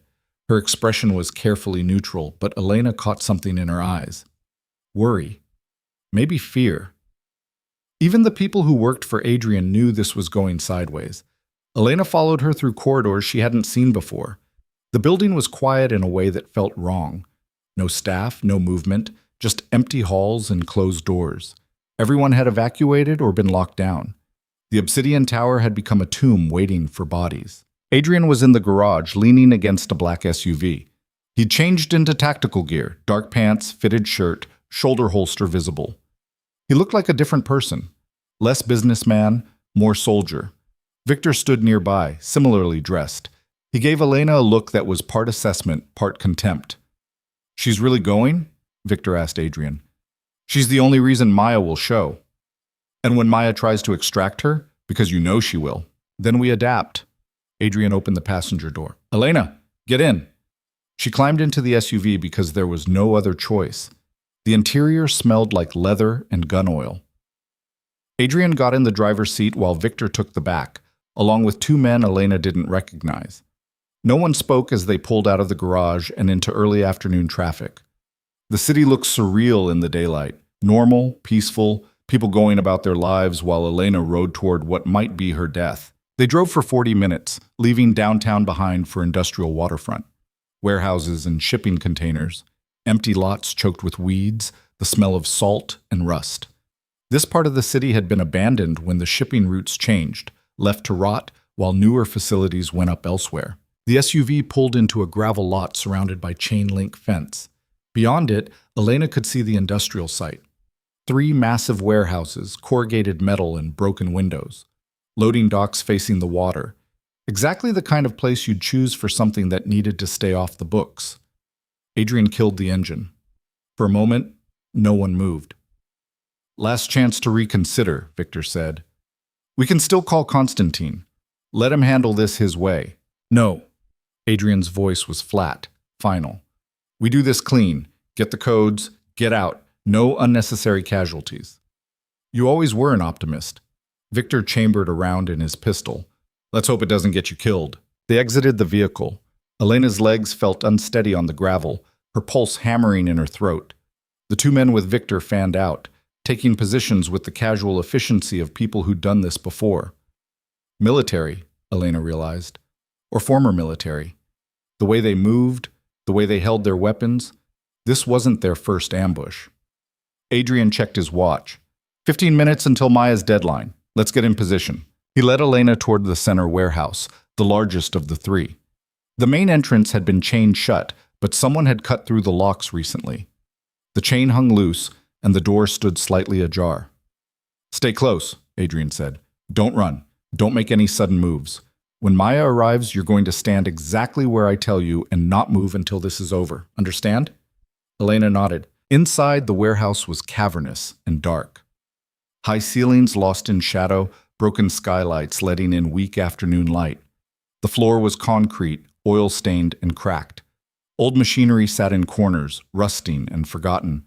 Adrian positioned Elena near the center of the space, in a clear area where she'd be visible from multiple angles. Then he moved away, taking cover behind a support column about 20 feet distant. Victor and his people disappeared into the shadows. Elena couldn't see them anymore, but she felt their presence. Guns trained on the entrances, fingers on triggers. The warehouse was silent except for the drip of water somewhere and the creak of metal in the wind. Elena's phone buzzed. She pulled it out with shaking hands. "I'm here. Send Adrian out alone. You stay where you are. This ends in 5 minutes. Trust me." Elena showed the message to Adrian. Even across the distance, she could see his jaw tighten. He stepped out from behind the column, hands visible, no weapon drawn. "Maya," he called out. His voice echoed in the empty space. "Let's talk." For a long moment, nothing. Then a door on the far side of the warehouse opened, and Maya walked in. Elena's breath caught. Her sister looked different, thinner, harder. Her dark hair was shorter, pulled back tight. She wore black tactical gear similar to Adrian's, and she moved with a confidence Elena had never seen in her before. Not the Maya who'd fretted over bills and worried about Elena's career. This was someone else, someone dangerous. Maya stopped about 30 feet from Adrian, her hands also visible and empty. "You look like hell," Maya said, her voice carried across the warehouse, steady and cold. "You stole from me." Adrian's tone matched hers. "I've had better weeks. You mean I stole from Volkov? You were just the middleman." "Semantics. Where are the codes?"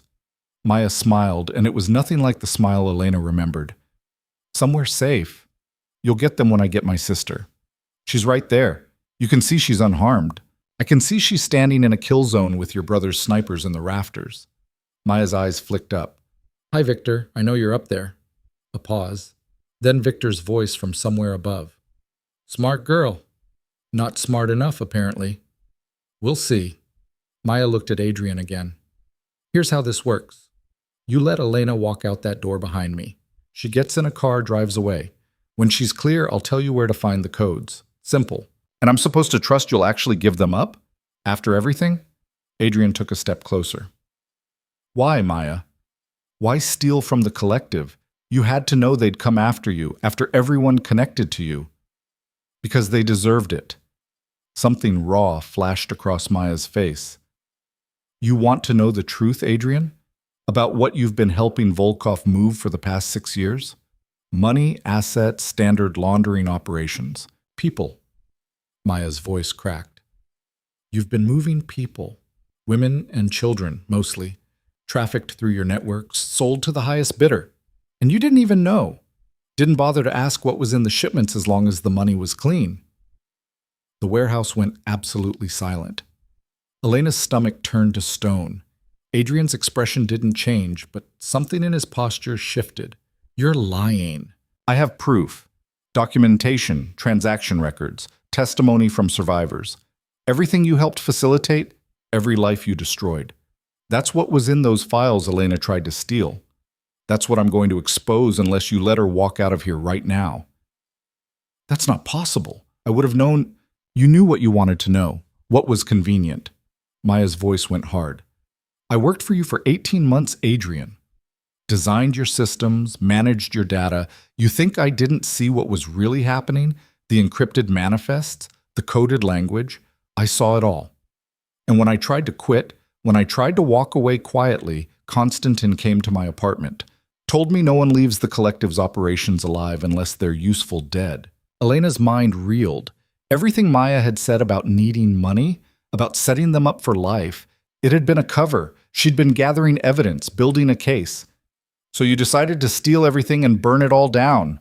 Adrian's voice was barely controlled. Expose the network, destroy the collective, take me down with it. I decided to do the right thing. Finally. Maya looked at Elena then, and for a second, her sister's real face showed through, scared, sorry. Elle, I need you to run. Right now. Don't look back. Don't. Adrian's hand moved to his weapon. She goes nowhere until I have those codes. You're not getting them. Not the way you think. Maya pulled something from her pocket. A phone, small and dark. Everything's already uploaded. Every file, every record, every piece of evidence. It hits 50 news organizations and law enforcement agencies simultaneously in 10 minutes unless I enter a code to stop it. So here's your choice, Adrian.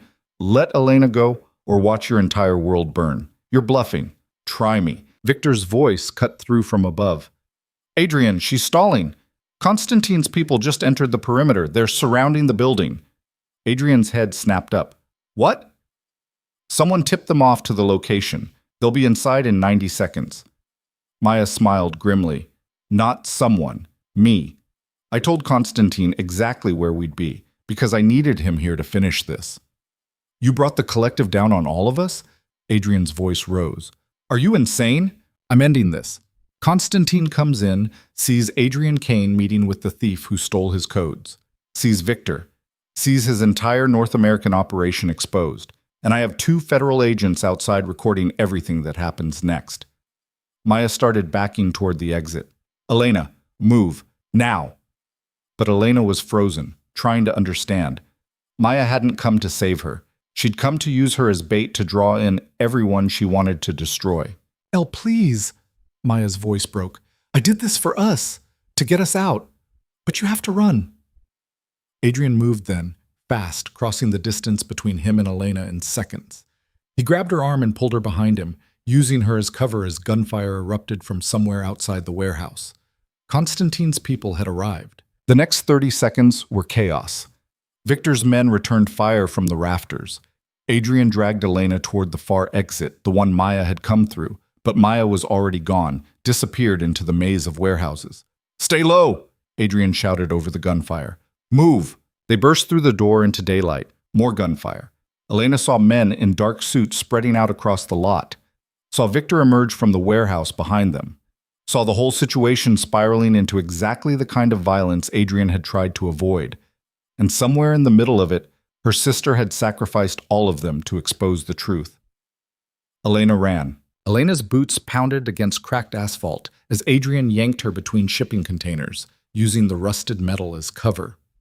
Bullets pinged off steel somewhere behind them, and she could hear Victor shouting orders she couldn't make out over the ringing in her ears. "Keep moving," Adrian gasped. His grip on her wrist was iron tight, pulling her forward even when her legs wanted to give out. They cleared the container yard and hit open ground, 50 feet of exposed gravel between them and the next warehouse. Adrian swore under his breath, scanning for alternatives that didn't exist. "On 3, we run. Don't stop until we're inside. 1, 2. A black SUV screeched around the corner, cutting off their path. Elena's heart stopped, but the passenger window rolled down, and Maya's face appeared. "Get in," she screamed. Adrian hesitated for half a second, the calculation clear on his face. Trust the woman who'd orchestrated this nightmare, or take their chances in a firefight they couldn't win. He shoved Elena toward the vehicle. She scrambled into the back seat just as Adrian dove in behind her. Maya hit the gas before his door was even closed, tires spitting gravel as they fishtailed away from the warehouse. "What the hell are you doing?" Adrian demanded, finally getting the door shut. "Saving your life. You're welcome." Maya's eyes were locked on the rearview mirror. Behind them, Constantine's people were emerging from the warehouse complex, weapons raised. "Buckle up!" She yanked the wheel hard, sending the SUV careening onto a side road that looked more like a suggestion than actual pavement. Elena was thrown against Adrian's shoulder, his hand coming up instinctively to steady her. "You brought Constantine here," Adrian said, his voice deadly quiet despite the chaos. "You set us all up to die. Why the hell would you save us now?" "Because the plan changed." Maya took a corner so fast the SUV nearly went on 2 wheels. "I needed Constantine at that location. Needed him making moves that would expose the operation. The federal agents recording everything, that part was real. But I didn't factor in how fast he'd mobilize. Thought we'd have more time." "Time for what?" Elena asked, finding her voice. Maya's eyes flicked to the mirror, meeting Elena's gaze. "To get you out before it got ugly. I'm sorry, Elle. I know I keep saying that, but I mean it. This wasn't supposed to—" An explosion rocked the air behind them. Elena twisted in her seat to see a fireball rising from the warehouse complex, black smoke billowing into the sky. "What was that?" Adrian demanded. "Victor." Maya's voice went flat. "He rigged the center warehouse with explosives. Insurance policy in case things went sideways. I found the schematics in your server files when I was still working for you." Adrian's face drained of color. "How many of Constantine's people were in that building?" "Does it matter? They were going to kill all of us anyway." "It matters because now Constantine knows this was a setup. Knows someone had inside knowledge of his movements. He'll assume I was working with you." Adrian pulled out his phone, but it was already ringing. He looked at the screen and his expression went harder. "It's him." He answered on speaker. Constantine's voice filled the SUV, ice cold and precise. "Mr. Kane, interesting afternoon. I had nothing to do with—" "Please. No insults with lies. You arrange meeting. Your brother has explosives. Very convenient." A pause. "You have one chance to fix this. Bring me the girl who stole from us. Bring me the codes. You have 6 hours. After that, I begin killing everyone you have ever cared about, starting with your mother in the hospice facility on Riverside. You think I do not know where to find them? I know everything." The line went dead. Adrian stared at the phone like it had bitten him. "He's bluffing. He has to be bluffing." "He's not." Maya's hands were white-knuckled on the steering wheel. "The collective doesn't bluff. If he says 6 hours, that's what you have." "Then give him the goddamn codes." Adrian's control finally cracked. "You wanted to expose them? Fine, you've done it. Federal agents have their footage. But end this before people who have nothing to do with your crusade start dying." "I can't give him the codes." "Why the hell not?" "Because I don't have them." Maya's voice was barely above a whisper. "I never did." The SUV swerved as Adrian lurched forward, grabbing the back of Maya's seat. "What?" "The codes were corrupted when I copied them. Some kind of security measure I didn't account for. They're useless." Maya met his eyes in the mirror.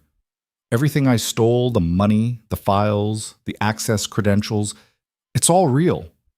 But the one thing Constantine actually wants, I can't give it to him. Elena felt like the floor had dropped out from under her. So this was all for nothing? You blew up your life, my life, Adrian's life, for codes that don't even work? No. It was for the evidence, for the proof of what they've been doing. Maya's voice shook. I have documentation of human trafficking operations across 12 countries. Testimony from survivors, financial records that prove Volkov's entire network is built on selling people. That matters, Elena. That's worth the cost. Is it worth your mother dying in a hospice bed? Adrian asked quietly. Because that's the cost he's talking about. Not abstract justice, real people. Your people. She's not my mother. Maya's voice broke. She's yours, Adrian. I checked. Checked everything about you when I was planning this. Your mother has late-stage cancer. 3 months to live, maybe. You visit her every Tuesday. She doesn't remember who you are half the time, but you still go. That's who Constantine will hurt to get to you. Adrian sat back slowly, his face completely blank. Elena had seen him angry, seen him calculating, but this was different. This was a man watching the last pieces of his carefully constructed world crumble. The evidence you gathered, he said finally. Is it really enough? Enough to bring down the collective? If the agents got clean footage of Constantine at the warehouse, connecting him to the operation, combined with everything I've compiled? Yes, it's enough. Maya pulled the SUV into an underground parking garage, descending into shadow. But it takes time. Investigations, trials, bureaucracy. Constantine won't wait for that. He'll execute everyone connected to this mess first, including you. I know. Maya parked in the darkest corner of the lowest level. She killed the engine, and for a moment, they all just sat there in the silence. Elena could hear her own heartbeat, could hear Adrian's controlled breathing, could hear the distant drip of water somewhere in the concrete structure. I have a plan, Maya said. It's not a good plan, but it's all I have left. I'm listening, Adrian said. Adrian not. Maya turned in her seat to face them both. She looked exhausted, worn down to the bone. Nothing like the confident, dangerous woman who'd walked into that warehouse. The codes I stole were corrupted, but Constantine doesn't know that. He thinks I'm holding them hostage, so I give him something he can verify as authentic. She pulled a small hard drive from her jacket. This contains the access protocols for one of Volkov's secondary networks. Not the main operation, but enough to prove I had real access. Enough to buy time. He'll test it, Adrian said. When he realizes it's not the full network, it'll take him hours to verify. Maybe longer. Long enough for the federal investigation to start making noise. Long enough for Volkov himself to get word that his operation is compromised. Maya met Elena's eyes. Long enough for you to disappear. Both of you. Elena shook her head. What are you talking about? I have cash, fake passports, clean identities. Enough for you and Adrian to get out of the country before Constantine realizes I gave him the wrong thing. Maya's voice was steady now, resolved. You fly to Mexico City tonight. From there, you can go anywhere. Europe, Asia, South America, somewhere the collective can't reach you. And you? Adrian asked. I stay. Make the trade. Buy you time. Maya smiled, and it was heartbreaking. It's what I should have done from the start. Protected Elle without dragging everyone else into the fire. They'll kill you, Elena said. The second they verify those codes aren't what they want. Probably, but I knew that was a possibility when I started this. Maya reached back and took Elena's hand. I'm so sorry. For lying to you, for using you, for putting you in danger. You deserved better than a sister who couldn't figure out how to do the right thing without destroying everything. Elena's eyes burned. Don't talk like this is goodbye. There has to be another way. There isn't. Not one where everyone survives. Maya squeezed her hand. But you can. You and Adrian can get out, start over. Live the kind of life where you don't have to look over your shoulder. Adrian had been silent, his expression unreadable. Now he spoke, his voice carefully controlled. What if I had a better plan? Both sisters looked at him. What if, Adrian continued, we give Constantine exactly what he wants? Not fake codes, not diversions. The actual access to Volkov's network. I told you they're corrupted. But the corruption can be fixed. I've been running Volkov's North American operations for 6 years. I know the systems, know the security protocols. The encryption you couldn't bypass, I can. Adrian pulled out his phone. It would take time, hours, maybe a full day, but I could reconstruct the access codes from the fragments you stole. Maya stared at him. Why would you do that? You'd be helping Constantine, giving the collective exactly what they want to continue trafficking people. No. I'd be buying time to coordinate with the federal agents. You said they have footage, evidence. I can provide insider testimony, full access to the network architecture, everything they need to build an airtight case. Adrian's eyes were hard, focused, but only if we're all alive to do it, which means keeping Constantine satisfied long enough for the investigation to formalize. They'll never trust you, Elena said. Constantine already thinks you betrayed them. He thinks I might have betrayed them. There's a difference. Adrian was already typing something on his phone. I can sell this. Tell him I was trying to recover the codes myself, that you two were holding Elena hostage to leverage me, that the whole situation spiraled out of control because of Victor's paranoia and explosives. What about Victor? Maya asked quietly. Adrian's fingers paused on the screen. My brother made his choices. He rigged a building with explosives and detonated it with collective personnel inside. If he survived the blast, Constantine will handle him. If he didn't, Adrian's jaw tightened. Then that's one less problem. The coldness in his voice made Elena's chest ache. Whatever relationship the brothers had, it was being severed right now, cut away like dead weight. This is insane, Maya said. Even if you can reconstruct the codes, even if Constantine believes your story, you'd be putting yourself directly in his hands. No guarantee he doesn't kill you anyway. No guarantee any of us survive the next 6 hours without trying something. Adrian met her eyes. You spent 18 months working for me, Maya. You think I don't know how to play dangerous people? How to make myself too valuable to kill? It's different when the dangerous people are Volkov Collective. Everything's different now. Adrian looked at Elena. I need you to trust me. Both of you. Can you do that? Elena thought about everything that had happened. How Adrian had kept her in a gilded cage but hadn't hurt her. How he'd given her Maya's bracelet knowing it might compromise him. How he'd tried to find solutions instead of just eliminating problems. How somewhere in all the manipulation and threats, he'd started making choices that weren't just about survival. What do you need us to do? Elena asked. Stay here. Don't move. Don't contact anyone. Don't do anything that might tip off Constantine's people that you're not where he thinks you are. Adrian opened his door. I'm going to meet him, alone. Negotiate for time to fix the codes. If this works, I'll message you with next steps.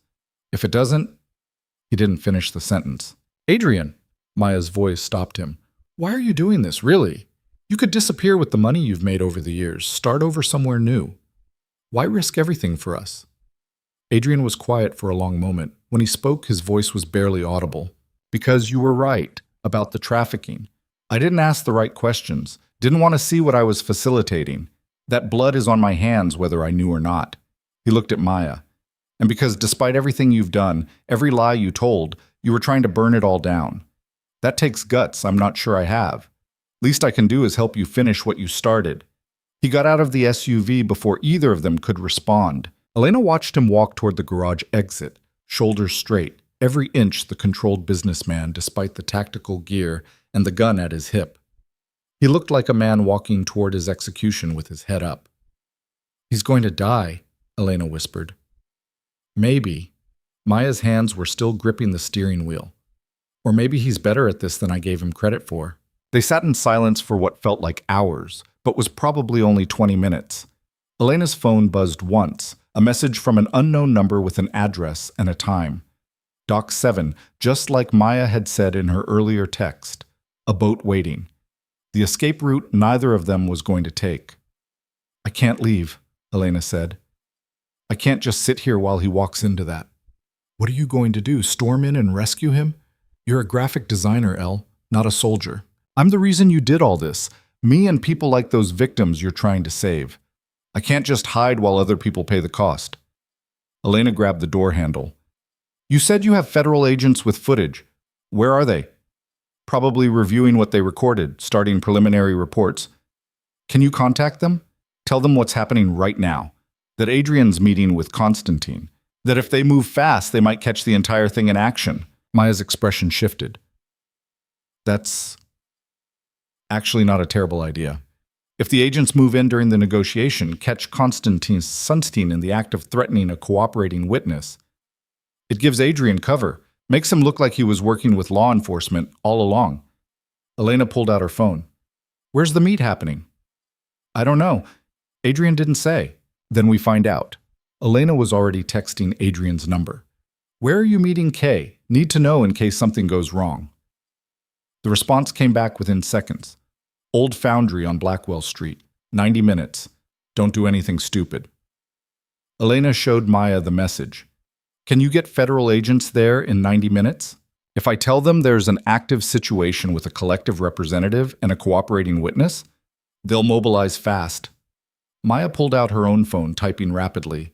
But this doesn't solve the code problem. Even if they arrest Konstantin, Volkov will just send someone else. This doesn't end until we give them what they want or destroy the entire operation. Then we destroy it. Elena surprised herself with the certainty in her voice. Adrian said he could reconstruct the codes. What if instead of giving them to Konstantin, we give them to the federal agents? Complete access to the network. Everything they need to dismantle the whole operation. That would take days, weeks maybe. Konstantin isn't going to wait that long. He will, if he's in federal custody. Maya stared at her little sister like seeing her for the first time. When did you get so ruthless? I learned from the best. Elena managed a weak smile. You and Adrian both taught me that sometimes you have to burn everything down to save what matters. Maya made her calls. 3 different federal agents, each conversation clipped and urgent. Yes, she had actionable intelligence. Yes, there was an imminent meet with a high-value target. Yes, her source was cooperating but needed protection. Elena listened to her sister lie with the ease of long practice and realized that Maya had become someone else over these 18 months. Someone harder. Someone willing to sacrifice anything, including herself, for the outcome she believed in. But underneath, she was still the sister who'd checked under Elena's bed for monsters, who'd worked herself ragged to pay for Elena's education, who'd sent that bracelet knowing it might be the last piece of their mother Elena would have. They're mobilizing, Maya said, ending the last call. Tactical team, surveillance, the works. They'll be positioned around the foundry before Adrian arrives. What about us? We stay here like Adrian said. This part isn't ours to play. But Elena couldn't shake the feeling that staying put was wrong, that there was something else they were missing, some final piece that would only slot into place if they were there to see it. Her phone rang, Victor's number. Elena's blood went cold. She showed Maya, who nodded grimly. Answer it, speaker. Elena accepted the call. Victor? Elena. His voice sounded wrong, wet, labored. Listen carefully. I don't have much time. What happened? Are you... Konstantin's people found me in the rubble. I'm not making it out of this. A cough, sharp and pained. But you need to know something about my brother, about Adrian. What? He's not planning to negotiate with Konstantin. He's planning to kill him. Another cough. Has a contact in the federal team, someone he's been paying for years. The plan is to have Konstantin arrested, then murdered in custody. Make it look like suicide or an accident. Eliminate the immediate threat before Volkov can mobilize. Maya grabbed the phone from Elena's hand. Why are you telling us this? Because Adrian's going to get himself killed trying to be a hero. And because despite everything, he's still my brother. I don't want him dying for a mistake I made. Victor's breathing was getting worse. The foundry. There's a secondary entrance through the old furnace room. If you can get in before the meet starts, maybe you can stop him from doing something stupid. Why would we stop him? If he can eliminate Konstantin, it won't work. The Fed he thinks he has in his pocket, she's a collective plant, has been for 2 years. The moment Adrian makes his move, she'll put a bullet in his head herself. A long, rattling breath.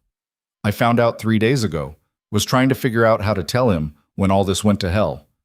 The line went dead. Maya and Elena stared at each other. Could be a lie, Maya said. Victor trying to manipulate us one last time. What if it's not? Elena was already moving, grabbing the car keys from Maya's hand. We have to warn him. If there's even a chance... we go in there, we blow whatever plan Adrian actually has. We could make things worse. Or we could save his life. Elena met her sister's eyes. You said you started this whole thing because you wanted to do the right thing. What's the right thing now? Maya closed her eyes.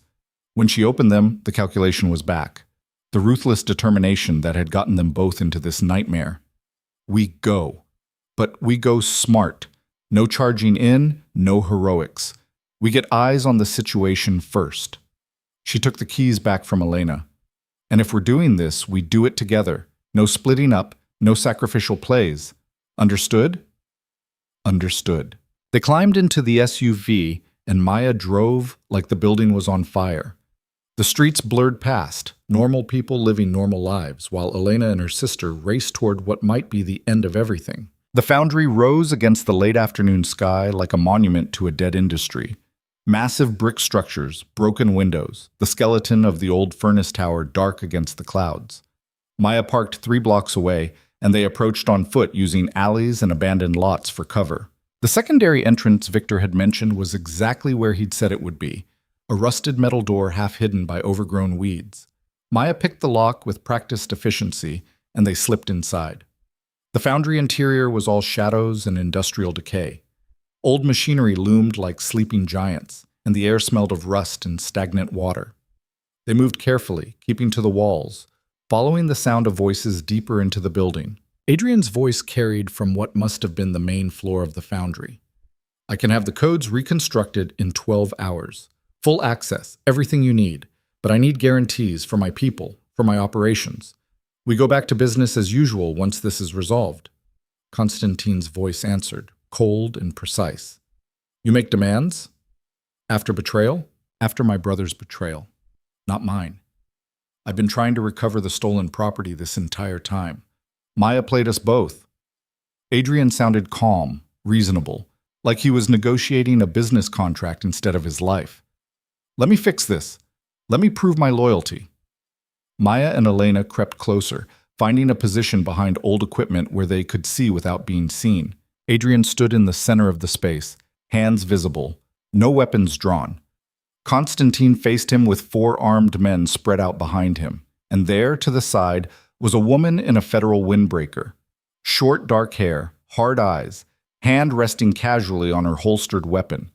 The plant Victor had warned them about. Elena's heart was trying to beat out of her chest. They needed to do something, but what? They were unarmed, outnumbered, and any move they made would just get Adrian killed faster. Then Maya did something Elena never would have expected. She stepped out from behind cover, hands raised. Adrian's telling the truth, Maya called out. Every head snapped toward her. I manipulated him. Used his resources to gather evidence against the collective. He had no idea what I was really doing. Maya, what the hell? Adrian's control finally cracked. Shut up. Maya walked forward slowly, carefully. Constantine, you want the codes? I'll give them to you, not reconstructed. The actual source files I stole. Everything I have. Right now. Constantine's expression didn't change. You said they were corrupted. I lied. They work fine. I was buying time. Maya pulled out the hard drive from earlier. But I'm done running. I'm done getting people killed for a fight I can't win. You want them? Take them. Just let my sister and Adrian walk out of here. Maya, don't, Elena whispered, but her sister didn't look back. Constantine gestured to one of his men, who moved forward to take the drive. He handed it to the woman in the federal jacket. Agent Morrison, Elena's mind supplied from somewhere, a name Adrian must have mentioned at some point. Morrison plugged the drive into a laptop, her fingers moving over the keys. Everyone waited in tense silence while she verified the contents. It's authentic, she said finally. Full access protocols, encryption keys, network architecture, everything. Constantine smiled. Good. Very good. He looked at Maya. You make wise choice. Survival over pride. That's the deal then? I give you the codes, we all walk away? Yes, that is deal. Constantine nodded to his men. Kill them. The guns came up. Adrian moved first, diving toward Maya, trying to shield her with his own body, but he was too slow and the distance was too great. Elena screamed, and then the doors burst open. Actual federal agents this time, tactical gear and assault rifles, flooding into the foundry from 3 different entrances. Someone was shouting orders, demanding surrender, weapons down now. Constantine's men hesitated, caught between obeying their orders and the overwhelming force suddenly surrounding them. Agent Morrison didn't hesitate. She drew her weapon and fired. 2 shots, center mass. Adrian went down. Maya screamed and dropped beside him, her hands going to the wounds in his chest. Blood was already spreading, dark and terrible against his shirt. Elena ran. Didn't think, didn't plan, just ran toward her sister and the man who'd been trying to save them both. The tactical team was shouting, securing Constantine and his men. Morrison had disappeared in the chaos, probably making her own escape. But none of that mattered, because Adrian was bleeding out on the concrete floor. "Stay with me," Maya was saying, her hands pressed hard against the wounds. "Adrian, look at me. Stay with me." His eyes found hers. He tried to say something, but blood bubbled up instead of words. Elena dropped to her knees beside them, pulling off her jacket to add pressure to the wounds. "We need medical. He's been shot. We need medical now." Someone was already moving, calling it in. Paramedics were on the way. But the blood kept coming. Adrian's hand found Maya's wrist, gripping weakly. His eyes were losing focus, the gray irises going distant. "I'm sorry," Maya whispered. "I'm so sorry. This wasn't supposed to... You weren't supposed to..." "Worth it," Adrian managed. His voice was barely there, wet and broken. "Codes are... corrupted. Gave him... nothing." Elena's breath caught. "What? Real codes? Federal agents have them. From my testimony." A smile ghosted across Adrian's face. "Told you. I know how to play dangerous people." He'd known the whole time. Known Morrison was dirty, known Constantine would betray them, known the only way to win was to lose everything. "You brilliant, stupid man," Maya said, tears streaming down her face. "Why didn't you tell us?" "Because you wouldn't have let me..." Adrian's eyes closed. No, stay awake, Adrian, stay awake." But his hand went slack in hers. The paramedics arrived, pushing Elena and Maya out of the way. They worked with practiced efficiency, checking pulse, starting chest compressions, calling for more equipment. Elena watched it all from somewhere outside herself, numb and disconnected. This wasn't how it was supposed to end. They loaded Adrian onto a gurney, still doing compressions, shouting medical jargon Elena didn't understand. Maya tried to climb into the ambulance with him, but they held her back. "Family only," someone said. "I'm all he has," Maya choked out. "Please, I'm all he has." They let her in.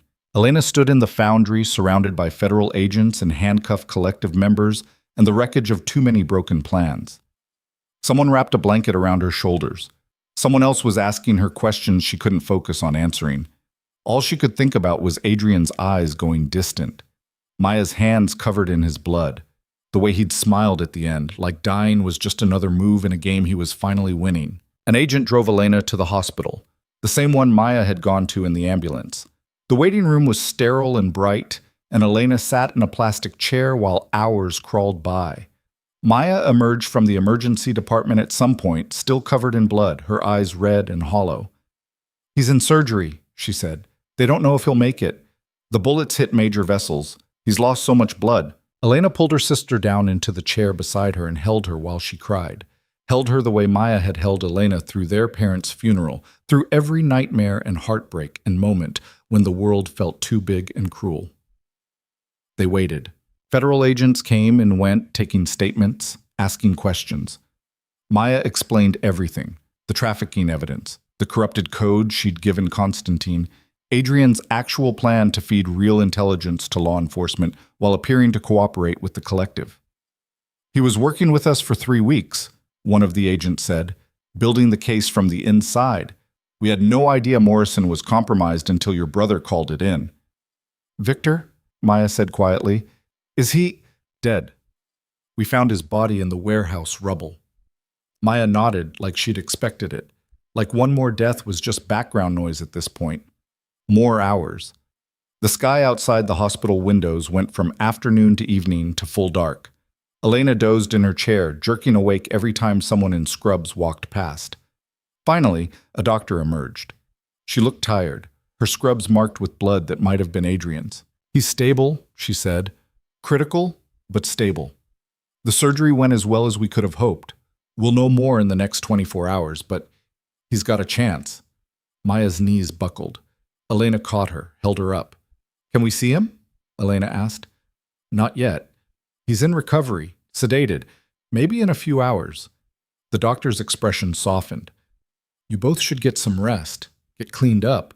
This is going to be a long process. But neither of them moved. They just sat back down in those plastic chairs and waited some more. Because that's what you did when someone you cared about was fighting for their life. You waited, you hoped, you refused to leave until you knew one way or another. Dawn was breaking when they finally let Maya in to see him. She came back 20 minutes later looking wrung out but less broken. He's breathing on his own, she said. Still unconscious, but his vitals are improving. They think he'll wake up in the next day or two. Elena exhaled a breath she didn't know she'd been holding. Thank God.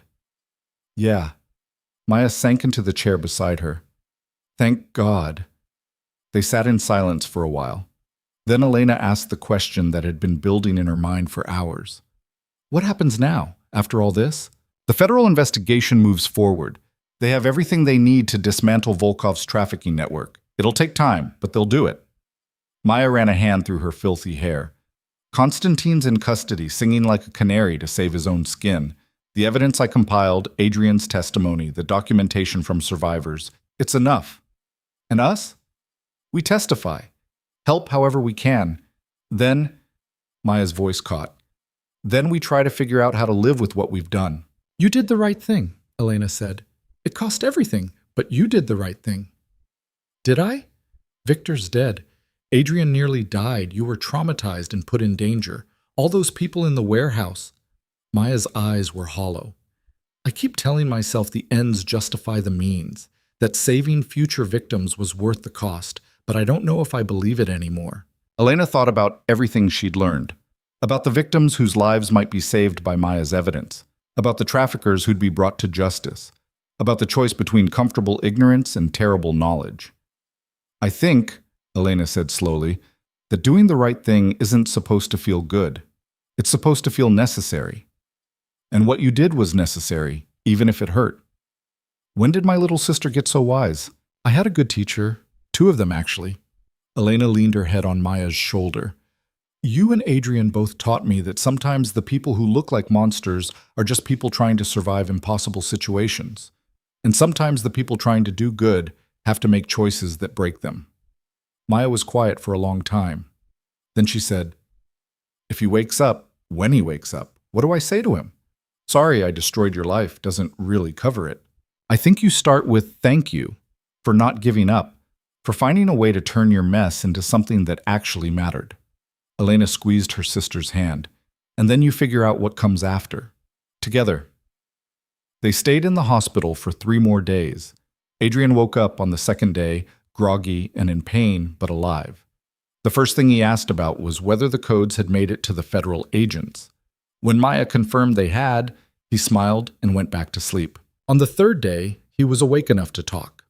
Maya sat beside his bed while Elena gave them privacy, watching through the window as her sister and the man who'd almost died for them both had a conversation she couldn't hear. When Maya came out, her eyes were red but not devastated. He's not pressing charges, she said, for the theft or anything else. Says we're even. Are you? I don't know. Maybe. Maya looked back at the hospital room. He asked if I wanted to help him rebuild. Said if we're dismantling the collective's network, someone needs to make sure the operations that were legitimate don't collapse. That the people who were working for him, without knowing what was really happening, don't lose everything. What did you say? I said I'd think about it. Maya smiled weakly, which is the closest I can get to yes right now. Elena understood. Trust was a fragile thing, and they'd all broken it too many times. But maybe that was the point. Maybe you didn't need perfect trust to work together. You just needed shared purpose and a willingness to try. A week later, Elena sat in her apartment, the same apartment she'd left a lifetime ago, to break into the Obsidian Tower. Her design tablet was open in front of her, a project deadline looming. Normal life trying to reassert itself. But nothing was normal anymore. Maya had moved into a safe house provided by federal protection. She was working with prosecutors, helping build the case against the collective. It would take months, maybe years, But every day, more of the network came down. Adrian was out of the hospital, recovering in a private facility under federal guard. He'd agreed to full cooperation in exchange for immunity. The testimony of a collective insider was worth more than prosecution for his role in crimes he claimed not to have known about. Elena wasn't sure she believed that last part, but she also wasn't sure it mattered. Adrian was using his knowledge to save lives now. Whatever his motivations, the outcome was right. Her phone buzzed. A message from an unknown number. "How are you holding up?" Elena smiled despite herself. Adrian had been checking in every few days. Brief messages, nothing heavy, just making sure she was okay. She typed back, "Still processing. You? Same. Turns out getting shot really hurts. Who knew?" Everyone knew that. Fair point. A pause. Then, "Maya says you're thinking about doing freelance work for the Victim Assistance Program, designing materials for trafficking survivors. Considering it. Feels like the least I can do. It's good work. Important." Another pause. "When I'm cleared to travel, I'm leaving the country for a while. Starting over somewhere quiet. Thought you should know." Elena stared at the message. She'd known this was coming. Adrian couldn't stay here, not with the collective's reach. Even with most of the network in pieces, there would be people looking for revenge. "Where will you go?" she asked. "Not sure yet. Somewhere with good coffee and bad internet. Somewhere I can figure out who I am when I'm not playing power games with criminals." "That sounds nice." "Yeah." A longer pause this time. "Thank you, Elena. For giving a damn when you had every reason not to. For seeing past what I was and believing I could be something else." Elena's eyes burned. She typed carefully. "Thank you for proving me right." No response came. Maybe there wasn't anything else to say. 3 months later, Elena stood in a small gallery space watching people examine her work. Portraits of survivors, faces she'd been allowed to photograph and draw with permission, stories told through art instead of words. The opening was packed, and several pieces had already sold. The proceeds would go to support programs for trafficking victims. Maya stood beside her, dressed in something that wasn't tactical gear for the first time in months. "Mom would be proud," Maya said quietly, "of both of us." "You think?" "Yeah, she always said the compass points home. That no matter how lost you get, you can find your way back to what matters." Maya touched the bracelet on her own wrist, the one Elena had returned to her after everything was over, broken chain repaired. "We got lost, but we found our way." Elena nodded, not trusting her voice. Across the room, someone was asking about one of the portraits. Elena excused herself to talk to them, slipping back into the role of artist and advocate. It was easier than she'd expected. Purpose made a lot of things easier. That night, back in her apartment, Elena found one final message waiting. It was from Adrian. A photo of a sunset over what looked like a Mediterranean coastline. No text, just the image. Elena saved it to her phone and went to bed. She dreamed of warehouses and gunfire, of blood on concrete and her sister's voice screaming, but she also dreamed of second chances, of people choosing to be better than their worst moments, of the possibility that even broken things could be made whole. When she woke, sunlight was streaming through her windows. A new day, a clean slate. Elena got up and got to work, because that's what you did after surviving. You kept going. You found purpose in the wreckage. You chose to believe that the cost had been worth it, even when the price was almost too much to bear. And sometimes, if you were very lucky, you got to watch the people you'd fought beside do the same. From a distance, maybe, across oceans and time zones and the gaps that trauma leaves behind. But still fighting, still trying, still refusing to let the darkness have the final word. That was enough. It had to be.